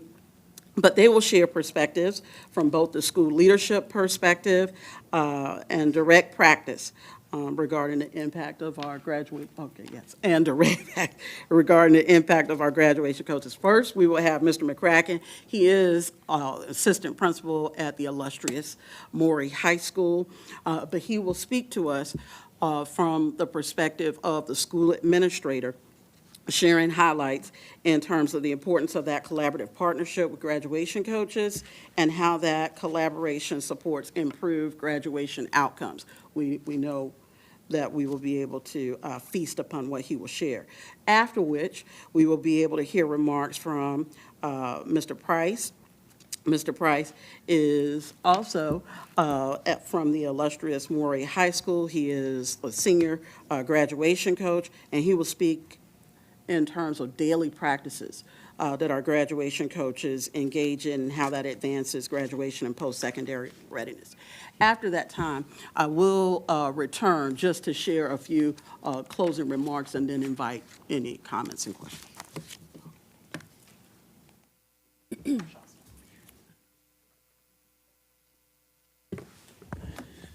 Good evening, School Board Chair Buffalo, Vice Chair DeCalagero, valued members of the school board, student representatives, Superintendent Dr. Pohl, and esteemed members of Central Administration and colleagues. Thank you for the opportunity to share an administrator's perspective on the impact of graduation coaches. My name is Michael McCracken, and I'm currently an assistant principal at Maury High School. I speak to you today wearing two lenses. First, as an assistant principal overseeing our multi-tiered systems of support team, and second, as someone who previously served as a graduation coach. That lived experience matters because it fundamentally shapes how I understand the work, the data, and most importantly, the student behind the numbers. At Maury High School and across the district at every high school, our MTSS teams meet throughout the week. These meetings bring together graduation coaches, behavioral specialists, student data specialists, attendance staff, counselors, SEAS counselors, and teachers. This work is not isolated to one building or one program. It is a coordinated district-wide effort rooted in collaboration and shared responsibility. Graduation coaches are not a supplement to this work. They are a cornerstone of it. When we talk about chronic absenteeism, we often begin with quantitative data. Attendance percentages, missed instructional minutes, course failures. That data is important. It helps us identify patterns, allocate resources, and measure outcomes. But what data alone cannot capture is why a student isn't coming to school, or why, when they do, they may not be ready to learn. Graduation coaches help us uncover that story, and they do so by going beyond the walls of our buildings and into student lives. They meet families where they are, sometimes literally in their homes, to understand the barriers that are invisible in a spreadsheet. Lack of stable housing, no electricity, no running water, inadequate clothing, limited access to hygiene products. These are not isolated circumstances. These are real, recurring challenges that directly impact a student's ability to attend school consistently and engage academically.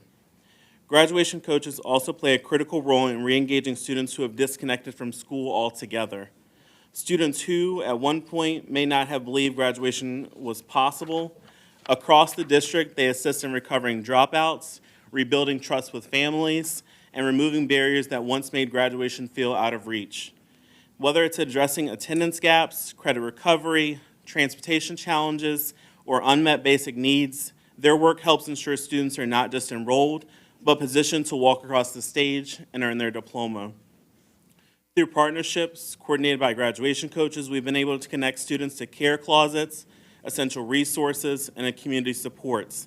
That coordination matters because before a student can focus on grades, test scores, or graduation requirements, they need dignity, stability, and trust. I know this firsthand. As a graduation coach, I had experiences that were eye-opening and humbling.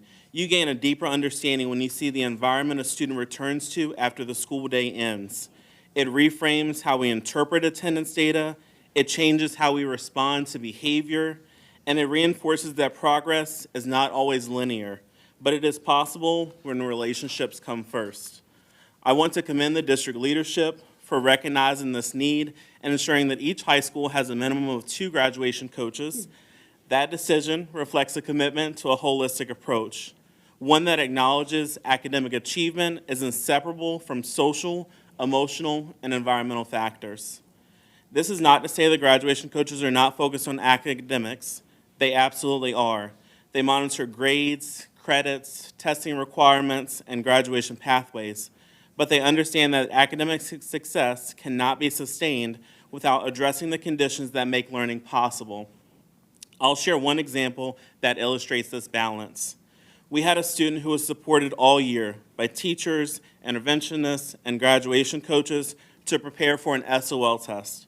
Instructionally, the student was ready. However, the night before that test, that student slept in a car with their siblings and a parent. When they arrived at school the next morning, they were physically exhausted and emotionally overwhelmed. That context doesn't appear in the data, but it explains the outcome. Because our team understood the student's story and responded with targeted, family-centered support, the student was able to stabilize, graduate with honors, and through community partnerships coordinated by our graduation coaches, transition into permanent housing, changing not only an academic trajectory, but a life trajectory. The work we do every day supported by graduation coaches is about bridging that gap. It's about ensuring students know they are more than a number, more than a data point, and more than a single assessment result. Every student has a story, and it is our responsibility to learn it so we can respond with equity, understanding, and intention. Graduation coaches help us transform adversity into opportunity by honoring both the quantitative data we analyze and the qualitative realities our students live. That balance is where meaningful change happens. So on behalf of our students, our families, and our schools, I want to sincerely thank the school board and district administration for your continued investment and support of these invaluable positions. Your commitment allows us to meet students where they are, address barriers before they become outcomes, and ensure that every student has a pathway to graduation and success beyond our walls. And as always, our doors are open. We welcome you to come see this work in action, to see how the words I've shared with you this afternoon are matched by daily practice in our schools. At this time, I will turn it over to Mr. Wesley Price, graduation coach at Maury High School, who will share his additional perspective on this work. Thank you. Thank you.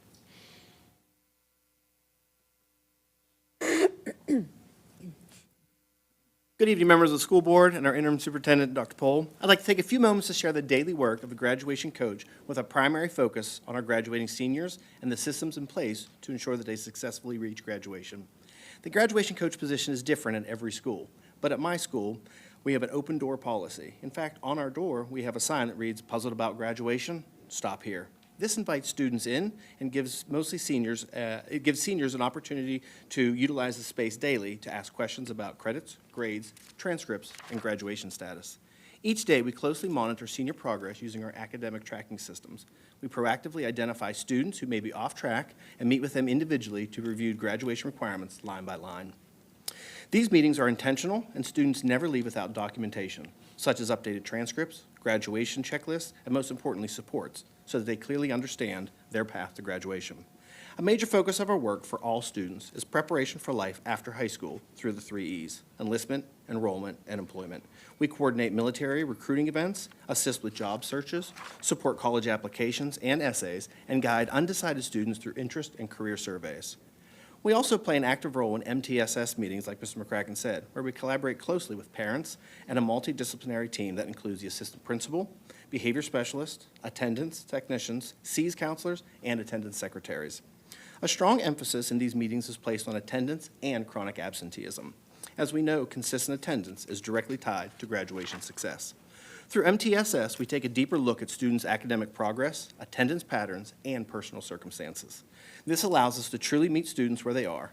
In some cases, that support extends beyond the school building through home visits and connections to resources such as clothing, food, or furniture. Removing these barriers is vital to keeping students engaged and on track to graduate. In addition to supporting enrolled students, we are actively involved in dropout recovery. When students disengage or leave school, we go into the communities to find them. This often includes multiple home visits, ongoing outreach to reconnect with students and their families. Many of these students will still need a significant number of credits, so we work with them to identify alternative pathways to completion, including GED and other flexible options, ensuring they still have a viable path to earning a credential and building a future. While our primary focus is on graduating seniors, we also support freshman students through the Freshman Transition Program, as well as early graduation requirement sessions that explains what it means to be on track and off track, helping prevent future graduation issues. In closing, the role of graduation coach is about more than tracking credits. It is about celebration, collaboration, accountability, and advocacy, ensuring every student has the support, information, and resources needed to graduate and succeed beyond high school. Thank you for your time. Thank you. Thank you. And so in closing, we wanted to simply share next steps in terms of our work.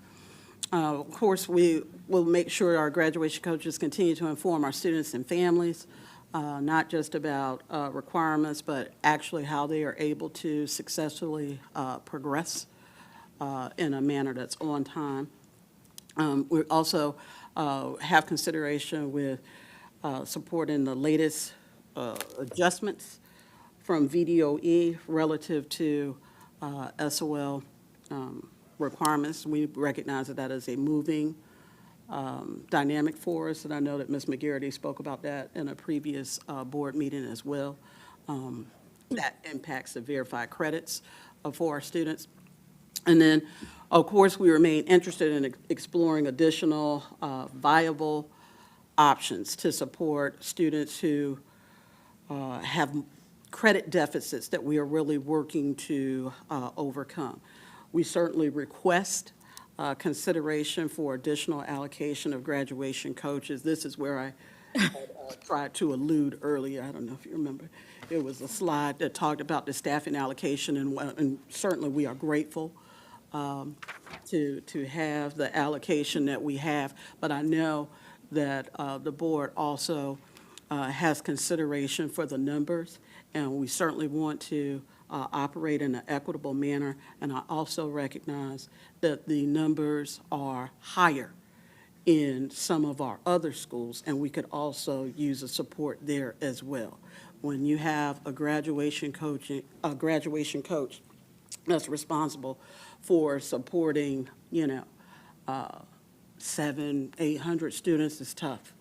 You're meeting with them on a weekly basis, and you're really trying to make sure that the relationship piece demonstrates trust, respect, consideration for exactly what's going on. So we just wanted to share that, as possible consideration. And with that, certainly, we welcome an opportunity to take on questions or engage in discussion at this time. Thank you. Just 1 second, Ms. Slaughter. You're real quick, if you don't mind. Thank you for the presentation. I'd like to also point out Principal Karen Berg is here as well, who does a great deal of support. I'd like to thank Mr. McCracken and Mr. Price for their hard work and invite them back up for any questions they may have. And on their way back up, I'd like to also commend Mr. Price for his lanyard, because that is a wonderful choice of lanyards. We're not going to talk about the lanyard. Yeah, we're not, because I almost threw up. And thank you so much, Dr. Pola. I'm so sorry I forgot about that. But of course, Ms. Berg is always supportive, and she is here with us. And as soon as I had actually shared that with us, I knew she was on board to be able to support us. So thank you so much, Ms. Bird. Please forgive me for the oversight. Thank you. Well, before I get Ms. Slaughter, I'll say go Chicago Bears, but Ms. Slaughter, go ahead. Commanders, excuse me. Thank you so much for your presentation. It's really good to hear the work that our graduation coaches are doing. I know it's not easy, especially when you're not just dealing with academics, you're dealing with life and helping our students and their families navigate life, and that can be very difficult at times. So thanks so much for that. Realistically, what should the ratio be? That's my first question. Honestly and realistically. Are we asking for me? I see Dr. Pohl leaning. Well, I think it varies on the data because, you know, the ratio, you also have to look deeper in the data of what is the dropout rate, what's the graduation rate of the specific schools, where are the higher need students versus, you know, not. So when we placed 2 per high school, like Ms. Moore said earlier, it was purposeful because we knew the higher need schools were our lower population schools already. So we knew they had a different line of work to do. You know, in an ideal world, you know, our ratio would be more similar to our school counselor ratios, but, you know, unfortunately, budgetary restraints hold us back from that right now. Up to your second question, but can I ask a follow-up to do we keep data on the percentage of students that the graduation coaches touch? So like at Granby High School or at Maury, when you have like 700 or 800, do we keep data on the percentage of students who actually utilize the graduation coaches? So like, you know, then you could really see where the discrepancies are if. Yeah, they keep the data at the school level. Mhm. We don't have it centrally anywhere input, but at the school levels, they keep their data on their logs of who they're meeting with so that we can start to see that. Having that on the school level potentially give some guidance on what that school's actual need was? If you're at a school where 50% of the students are utilizing graduation coaches, but another school where 75% and 75% of 700, you know, that's significant. I'm just wondering, like, have we analyzed our data to try to figure out, you know, what realistic number at each school are the graduation coaches working? Well, you know, I think it's a balance of number of students and the student need as well, because as both Mr. Price and Mr. McCracken, you know, presented as well, some of the students, it might be we've got a weekly meeting and we're good and we had that touch point. Some of the students, it's, you know, I'm visiting their house, I'm doing higher levels of intervention, so it's more time commitment. And that level of student at different schools presents different needs.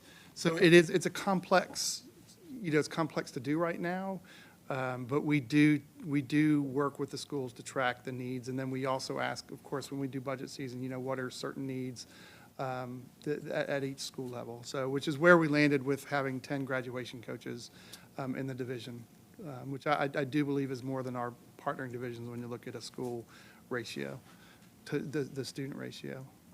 Ms. Slaughter had a second question. Yes, and my second question, it looks like, according to slide number 10, addressing attendance, that our senior cohort has more issues with Absenteeism, attendance chronic issues. absenteeism. Yes, have we been able to, I mean, I know it can be a multiplicity of things, but have we been able to identify any specific root causes?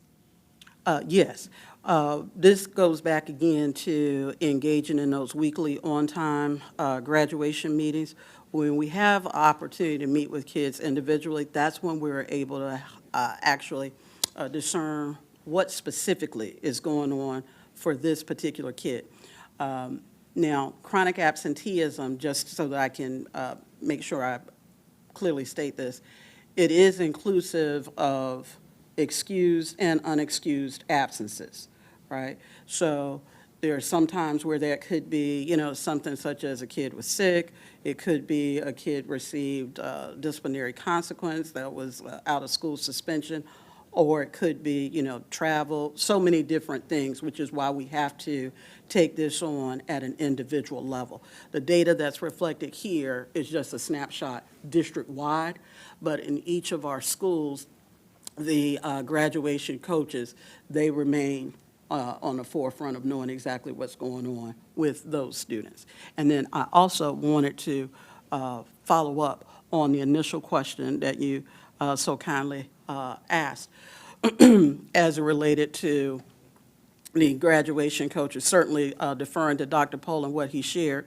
I also want to emphasize that we are working diligently to really bring our freshman classes in well, with great clarity in terms of the needs, so that we can actually navigate away from having significant credit deficits that have to be overcome.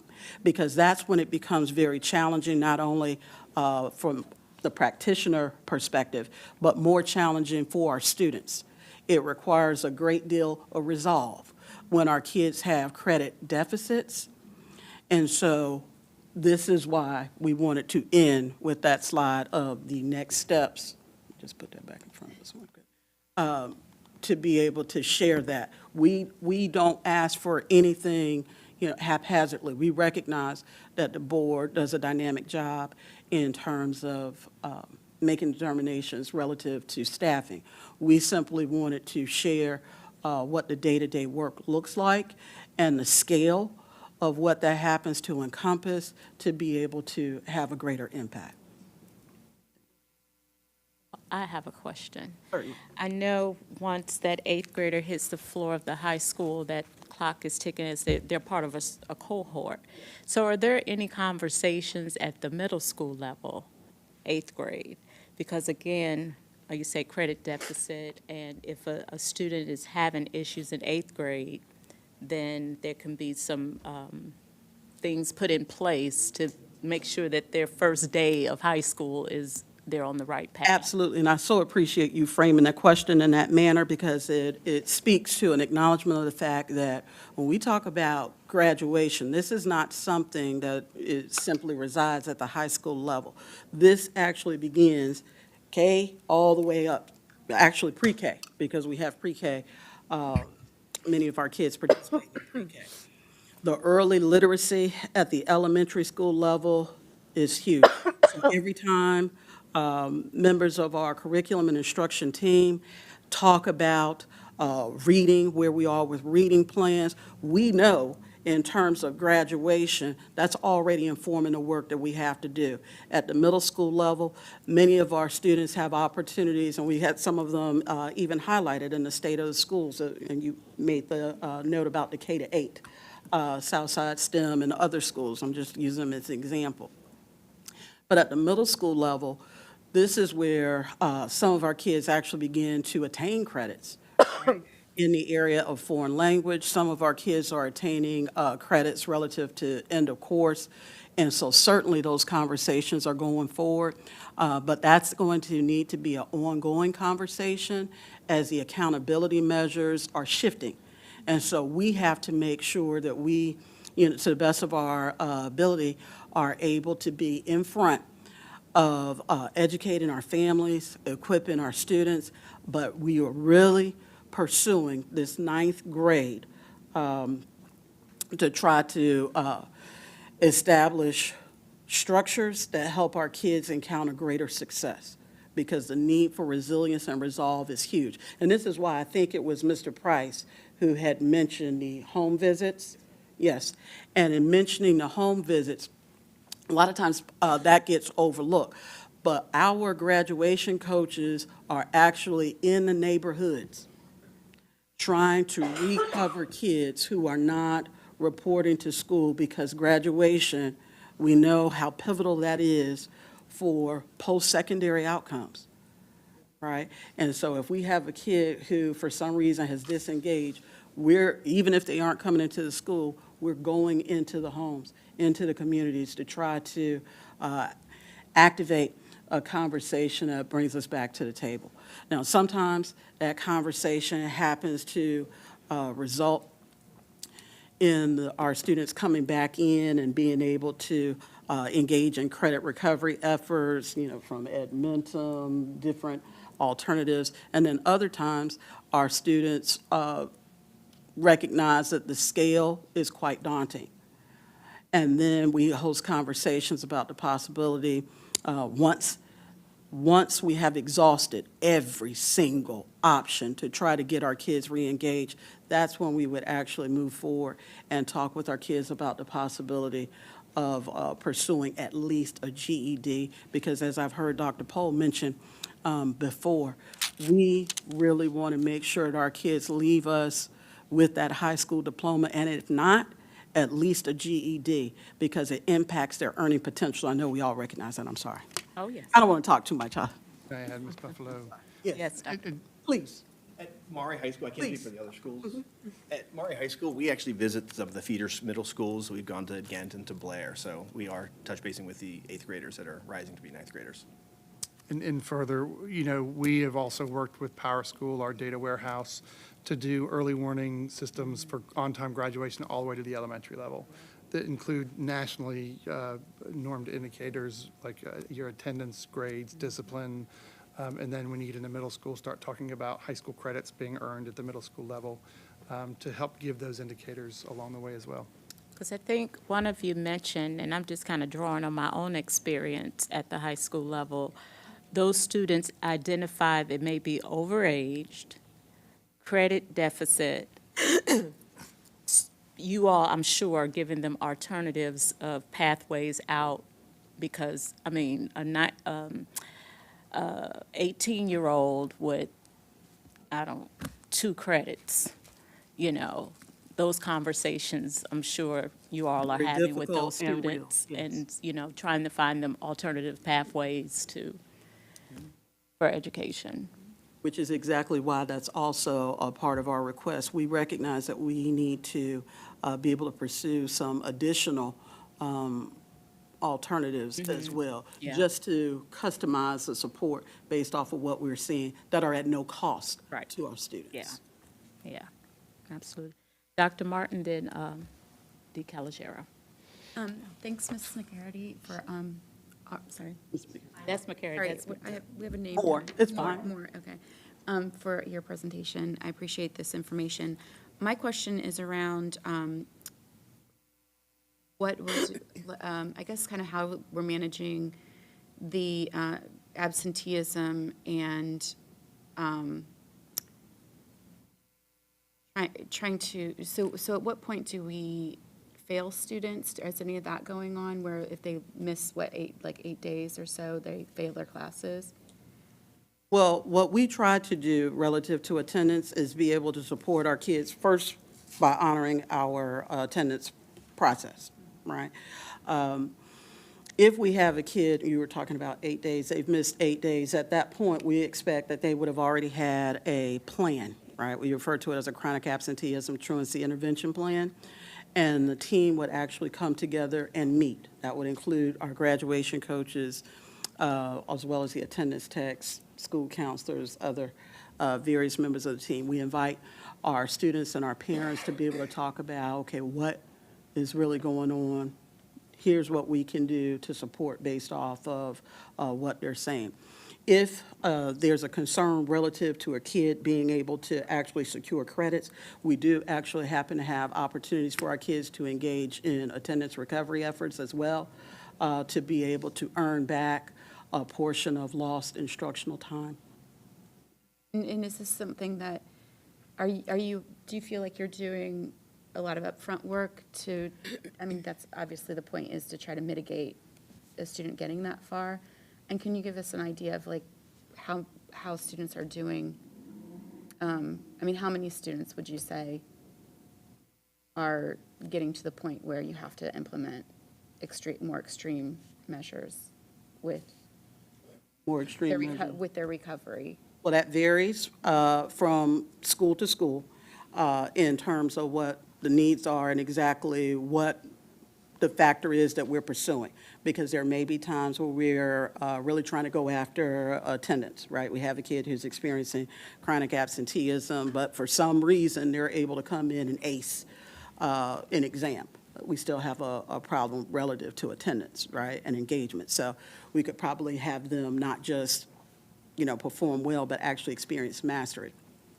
Other times, there are concerns that are tied in with behavior. If it's something with behavior, Those are the ones where it tends to actually touch upon a need for more extensive supports. It could be something where we are trying to work with our kids with conflict resolution skills. We're trying to enhance that. We're trying to support self-regulation. It just varies depending on what we have. But every week, we actually receive reports from our friends in ARA that actually details each student, right? We can look at each and every student in every cohort to see exactly who's on track, who's off track, and even know what their average happens to be in the class at that time. Thank you. So to answer, I hope I answered your question, we have to intervene early and often.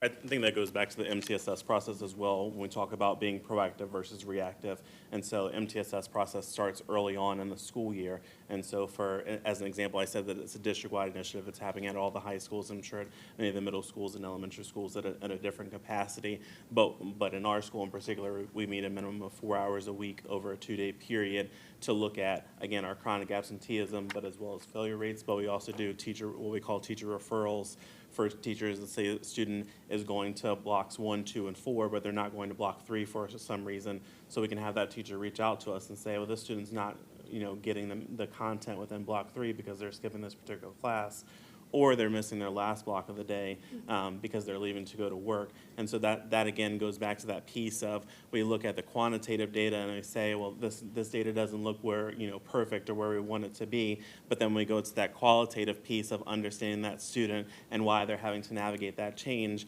of, a particular student we had 40 days of absences. And we say, well, that's a lot of absences for one particular student. And then you go to that student's story and understand that they're one sibling out of 9.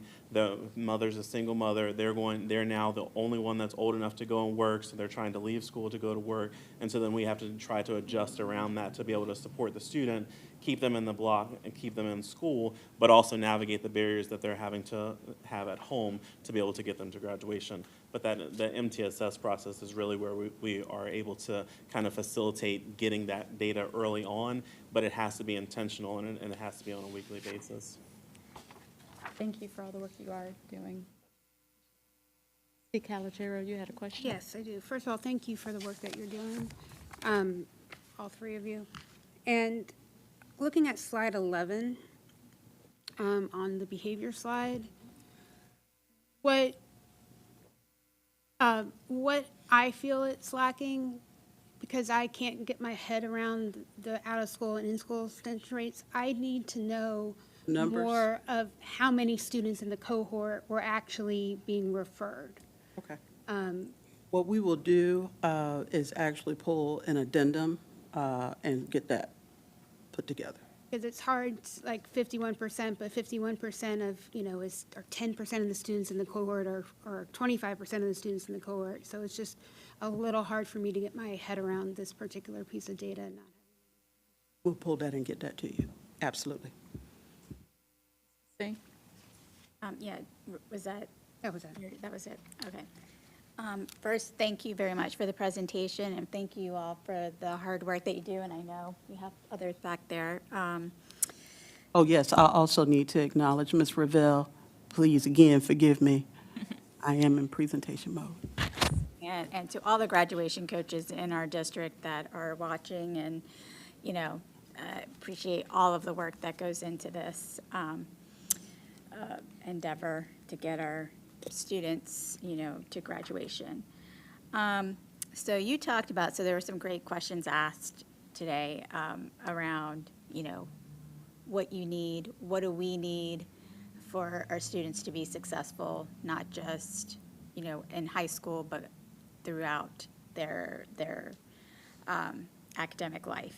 And as Ms. Moore Buffalo asked, that 8th grade transition to 9th grade and you capturing them at that point is really important before they fall too far behind, because then we know that impacts dropouts and trying to capture that. So speaking more about what infrastructure changes are needed to really do this well, knowing what our students' needs are. And Mr. McCracken, you talked about basically, the care team, what I always refer to as the care team with the attendance technician, the counselors, social workers. So it's not so much, is it just graduation coaches that, and I don't mean just like, they're not enough, but, like you said, it's a multidisciplinary effort to get students what they need to be successful to graduation and beyond. And so not just what are the needs from a graduation coach standpoint, but school counselors, social workers, attendance technicians, like what does that really look like to meet the needs of our students based on, the data that we have in front of us? Because some of these numbers, like you said, are large.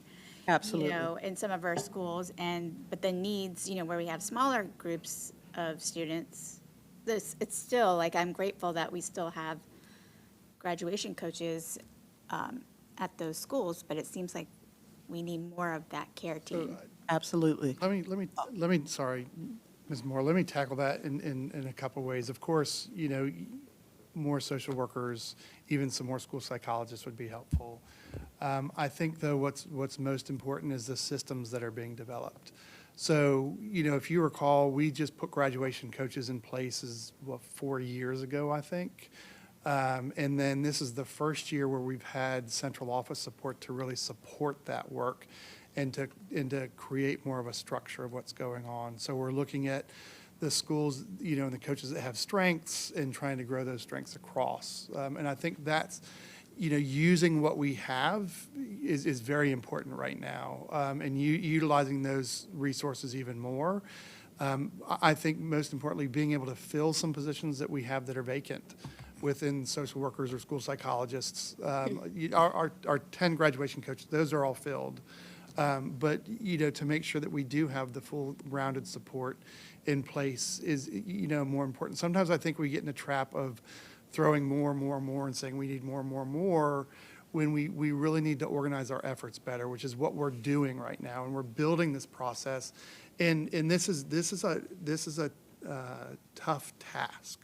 We're talking student by student that these gentlemen work with to make this number different. And they're doing it in two different ways, right? They're going after our seniors who are at the cliff's edge that we need to make sure we're there for.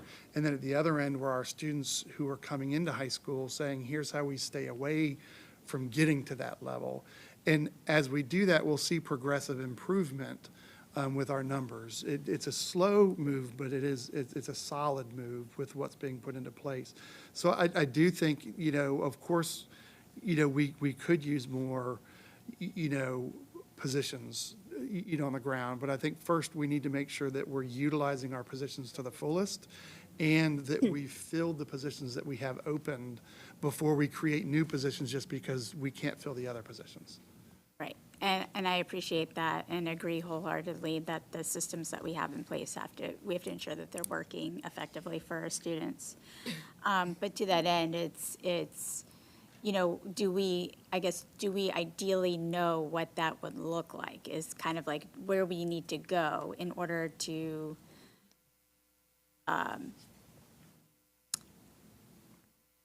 feel like we're making an impact there, I guess, is like where are we trying to go, even whether it's the system that we currently have in place or what we might need to ideally get to. Yeah. You might have to think about that and. Well, and I think part of it, comes in when we, bring Dr. Moore in with wraparound service and everything else and our social workers. I think, having additional social workers who can do more home visits and who have more experience in that. So graduation coaches can focus more on the core academics and the supports and attendance and other things and discipline and really mentoring.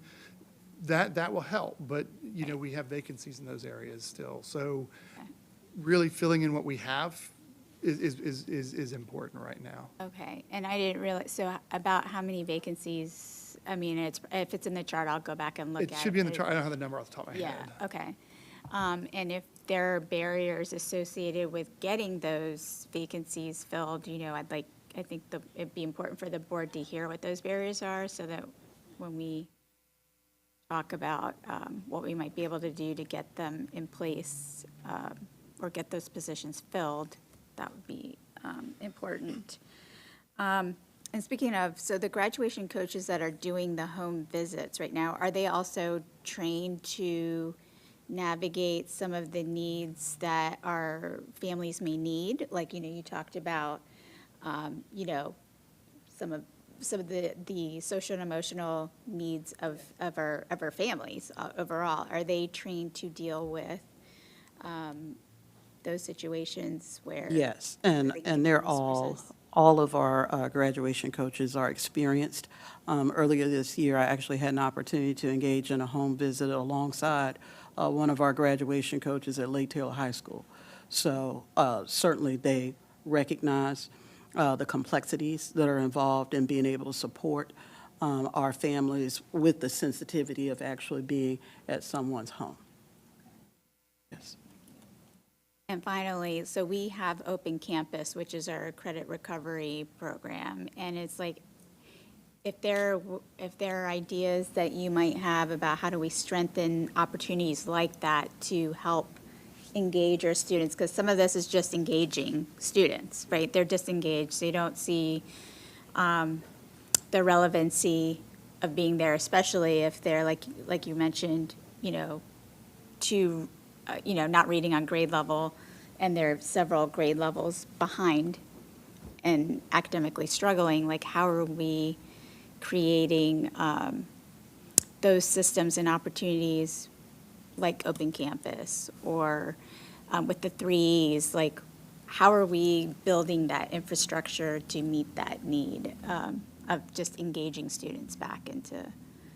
Well, and that's a part of the whole process with graduation coaches. So they know the connections. They know if a student, needs to connect with Open Campus, or if they need to go online with our software provider for credit recovery. They know the connections to make, and they are that tool now to help build that process for each student individually, because each student's going to be different to meet their needs.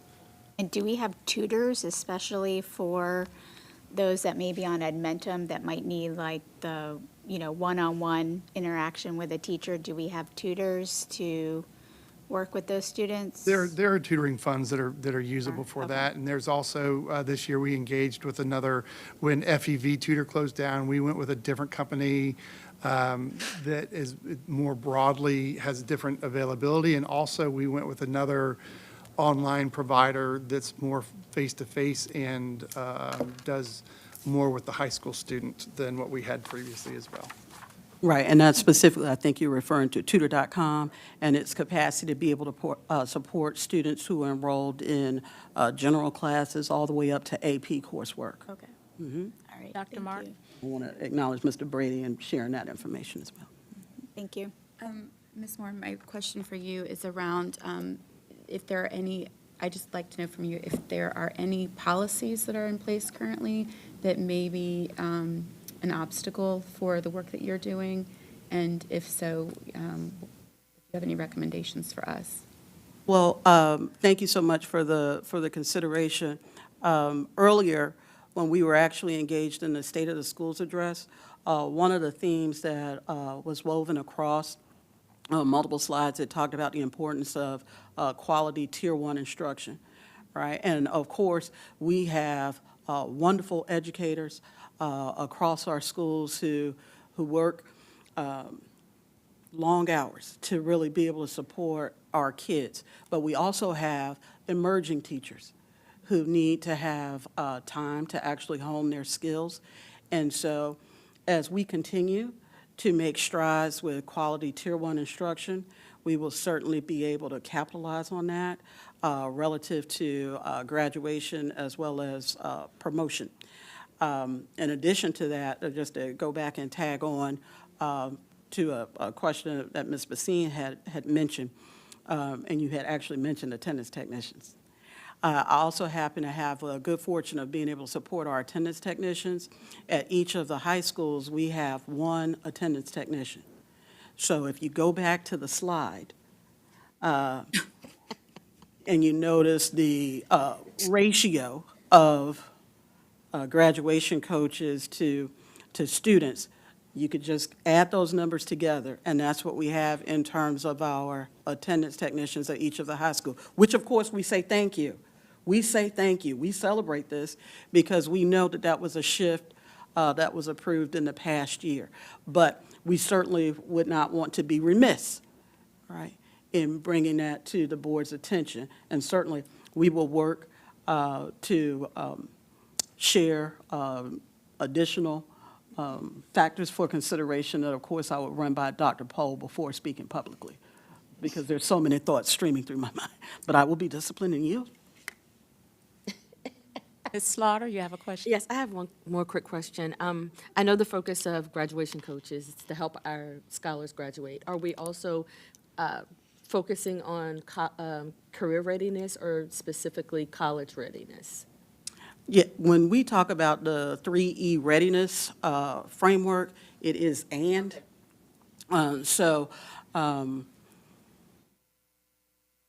As a result, our kids can actually engage, for example, in the ASVAB assessment, and they could actually be pursuing a high-demand credential in partnership with CTE, right? And Ms. Goshen is here. I want to acknowledge her as well. So there are so many options that our kids can pursue, and we stand ready to support progress across each of those. And I'll add to that as well that, you know, our school counselors do a lot with academic and career planning.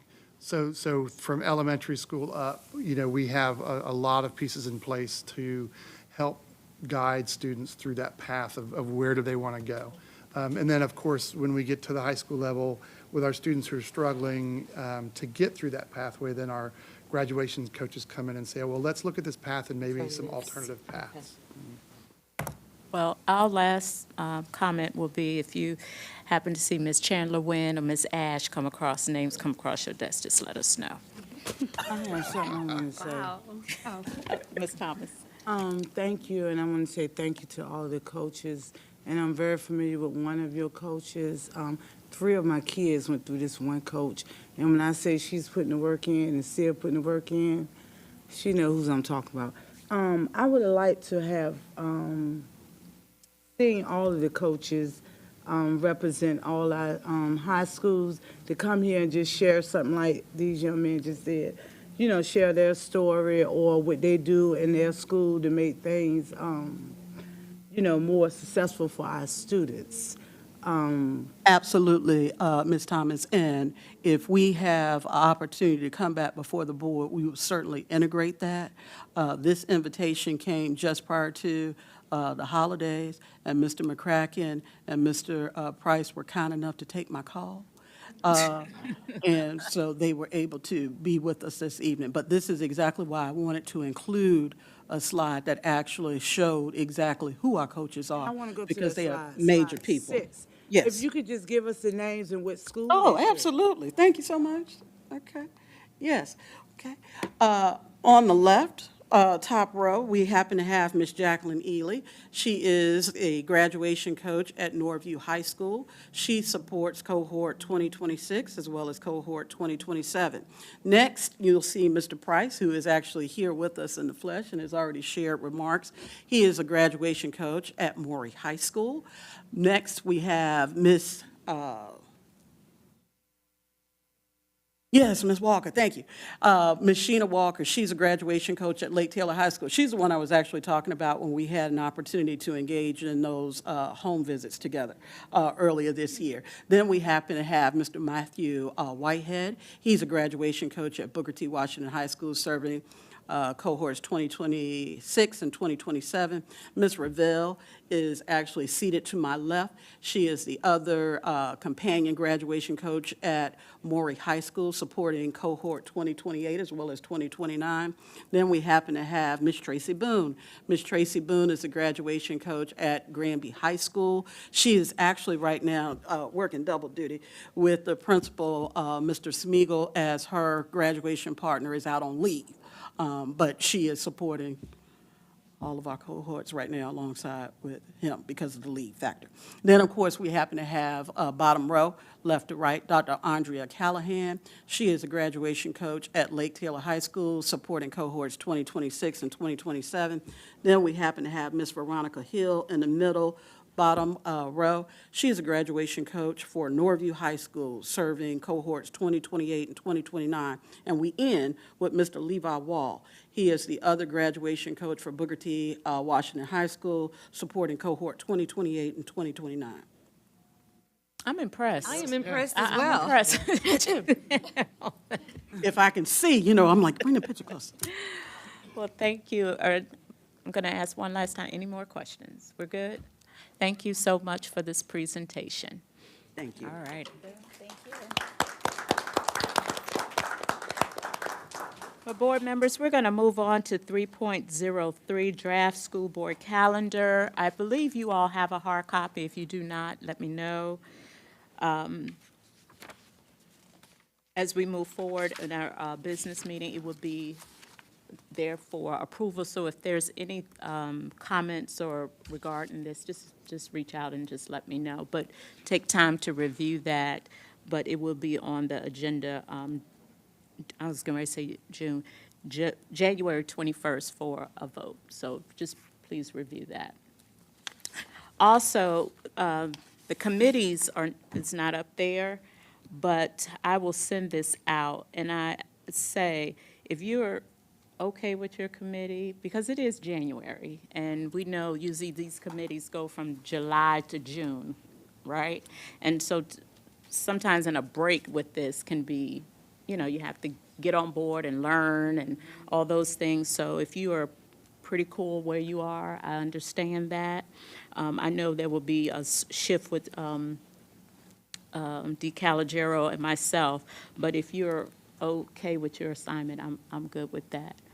Because I understand that it's usually these committees serve from July to June, and taking a break in the middle of the service would probably have some kind of impact. Yeah. So I'll. At the same time, Ms. Something, okay. We're That- gonna find That something. is, you know, Yeah, that you would enjoy serving on. yeah. But I will send this out, okay? And we can get that updated. All right, so that brings me to 401, future agenda item. Oh, okay, I'm sorry. Madam Chair, I'd like to request next, our January business meeting to be held at Lake Taylor High School. We'd like to recognize our our state champions, spring track for Maury, Lake Taylor High School football and Maury football, and that would be a large crowd, and I think it's kind of inconvenient for our parents to have to find parking here. Okay. So I'd like to request if we could do our January 21st business meeting at the high school so we have more space so we can celebrate more students. Well, you've all heard Dr. Pohl's request. Is the board okay with that? Yes. Good, all right, well, there you go. Our January 21st meeting is at Lake Taylor High School. Gotta let Lake Taylor know. Yeah, We'll take care of the rest. Yeah, we it's got it. strategically.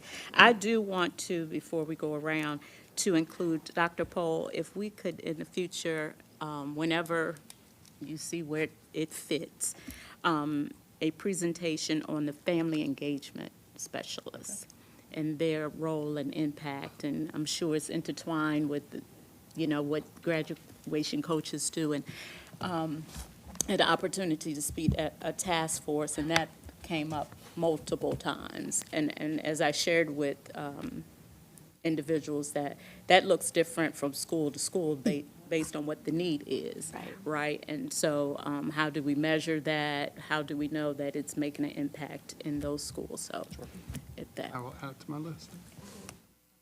Ms. Slaughter?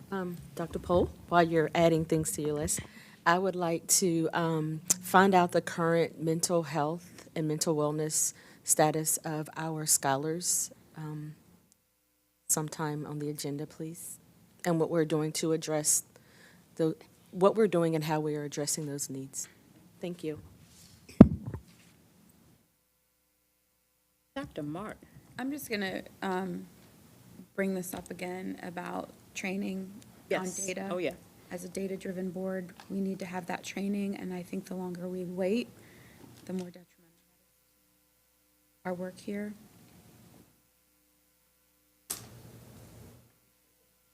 Yeah. And to expand on that, we just need training, period. Yes. Because, we have a new board. I mean, obviously, anytime a new member joins, and we just need board training. And that needs to be prioritized. Colonel Polson? Last time, we talked about, where is it? I'm looking at the minutes from the last meeting. So it's in there. I still think we should rethink the ability of the citizens to be able to contact us. And everybody said, well, we got an email, you got this, you got that. Again, I think giving them more time, not more time, but some time, is, I think twice a month is still an idea. We didn't talk about it a lot last time, but it didn't seem to have a good standing with anybody.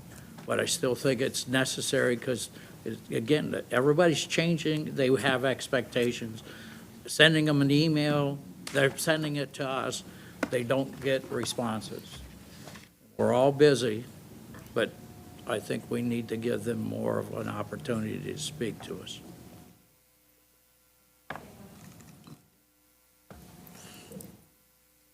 Are we following the process that making sure that everybody is in agreement with what's being added to the agenda?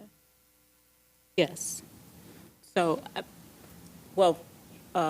back to what Colonel Polson said, I'm assuming you're talking about speaking at a work session. Yes. Okay, so. Sorry, I wasn't that clear. For me, I'll stand on it. It's a hill I'll die on, that I believe a work session is what we're doing now. Having conversations around a subject matter, having discussion. We have multitude of ways for the community to contact us, and everyone can't come up here in person and speak.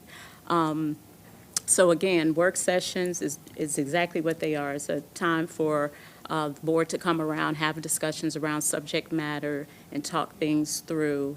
And so I'm not in agreement with having comment during a work session. That work sessions are for the work. Of the And school the board. business meetings are for the Business community. of the school board, yes. Agree. Agree. Is there anyone else? Also go ahead. mentioned was a possibility or potential for having a survey. They could find out what's their concerns. And I don't see that. So don't we have an annual survey that goes out to Colonel Polson that the school board, the administration sends out? We do. It doesn't, I'm not sure if Colonel Paulson's talking about specific school board, or ours is administrative and school. Right. Doesn't have anything on school board. So if we wanted to add something like that, that would be at the direction of the board, if we wanted to add some questions on that. Are you saying a survey, Colonel Polson? On school board. On the Yeah, school board. So somehow, there's another way for them to reach us. We can do the survey once a year, twice a year to get input. So, Your audience be. right, and what is the end game? What are you trying to get from the public? Input, Because you keep saying, contact us, so are you, I'm not sure. What their concerns are. They change from day to day. Who's they? I guess. I'm sorry, what? Oh, constituent, okay, that's the important piece, is who Yeah, who the that's what I'm they trying are, yeah. to get. The constituents have another way to reach us. That's what I'm trying to advocate for, a different way for them to reach us. Some don't have the ability they don't, depending where you live, email's not sufficient. They don't have access like some of the parts of the city where in the poverty areas, that they don't have a way to reach us. They don't have access to computers. I think they give them hotspots, but that's for the child to do his or her work. But what about the parents? Surveys would be electronic, so. Right. We'd still have the same barriers between an email and a survey. And for most of us, I think we have school board issued phones, and that information is on the website under all of our profiles on the website. We have email addresses. Ms. Tanner is our board clerk. She is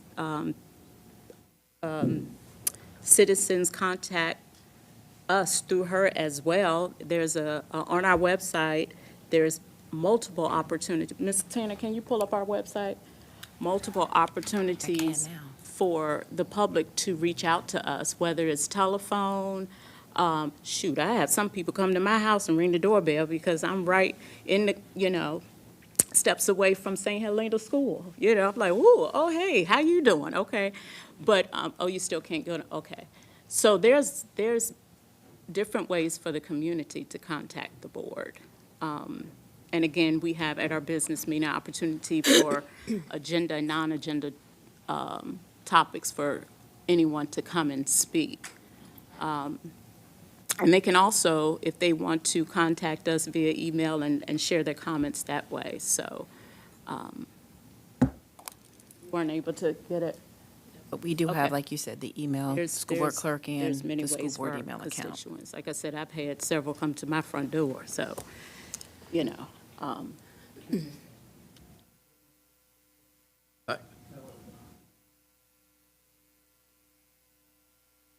Oh, Okay, here we go. you've been holding out, Dr. Pohl. I'm familiar with the Oh, okay. But the I school was just board saying, and what's so, on there. I was just, again, trying to advocate for a different way. right, Like, what about the joint meeting with the city council? that is on my list. I personally am going to call the mayor and get that as a priority. But we, go ahead. Go ahead. I didn't mean to Yes, Ms. Slaughter? I wanted to make sure, are you finished? Yes, You sure? yes, she said that she's gonna Yeah, I'm going to. reach out. Self-evaluations. Yep. And then we have a student rep who would like to make a comment. I just want to say if we could have a discussion on our student representative roles and just like a little bit more insight on what exactly we're supposed to be doing. And that's a priority for me, Chandler Wynn, because in my experience, the school board rep plays a vital role in the school board. And I also will share that we're in the beginning planning stages for the Tidewater, VSBA Tidewater Regional Forum, and we talked about and you all being part of that, that event and showcasing our students. So I hear you. I agree. Anyone else? Yep. Right. We're going to move down to 4.02. May I have a motion to go into closed executive session? I make a motion that we move into closed executive session. Second? Second. I sec, Colonel Polson, Slaughter? oh, no. it was Barton? Somebody over there. Okay. All right. Good? All right, in discussion? No? So we have Slaughter and Martin. Yes. Right. Okay. You ready? No, you read the Okay. motion. Move that the members of the School Board of the City of Norfolk go into a closed meeting for the purposes which are set out in subsection A of Section 2.2-3711 of the Virginia Freedom of Information Act as amended. 4, discussion, consideration, or interviews of prospective candidates for employment, assignment, appointment, promotion, performance, demotion, salaries, disciplining, or resignation of specific public officers, appointees, or employees of the school board pursuant to subsection 2.2-3711A1 of the Act. The subjects covered by this exemption are the discussion of a potential violation of confidentiality in connection with a specific personnel matter and a discussion of specific candidates for appointment to the position of superintendent, discussion of the award, terms, or scope of a public contract where discussion in open session would adversely affect the bargaining position or negotiating strategy of the public body pursuant to subsection 2.2-3711A29 of the Act. The subject covered by this exemption is the discussion of the award, terms, and scope of a possible superintendent contract. Consultation with legal counsel regarding specific legal matters requiring the provision of legal advice by counsel pursuant to subsection 2.2-37111A1A8 of the Act. The subjects covered by this exemption are consultation when in connection with an alleged violation of school board policy and the matters set above in subsections A and B of this motion. Basine? Aye. Buffalo? Aye. Martin? Aye. Folsom? Aye. Slaughter? Aye. Thomas? DeCalagero. Okay, we're now in closed session.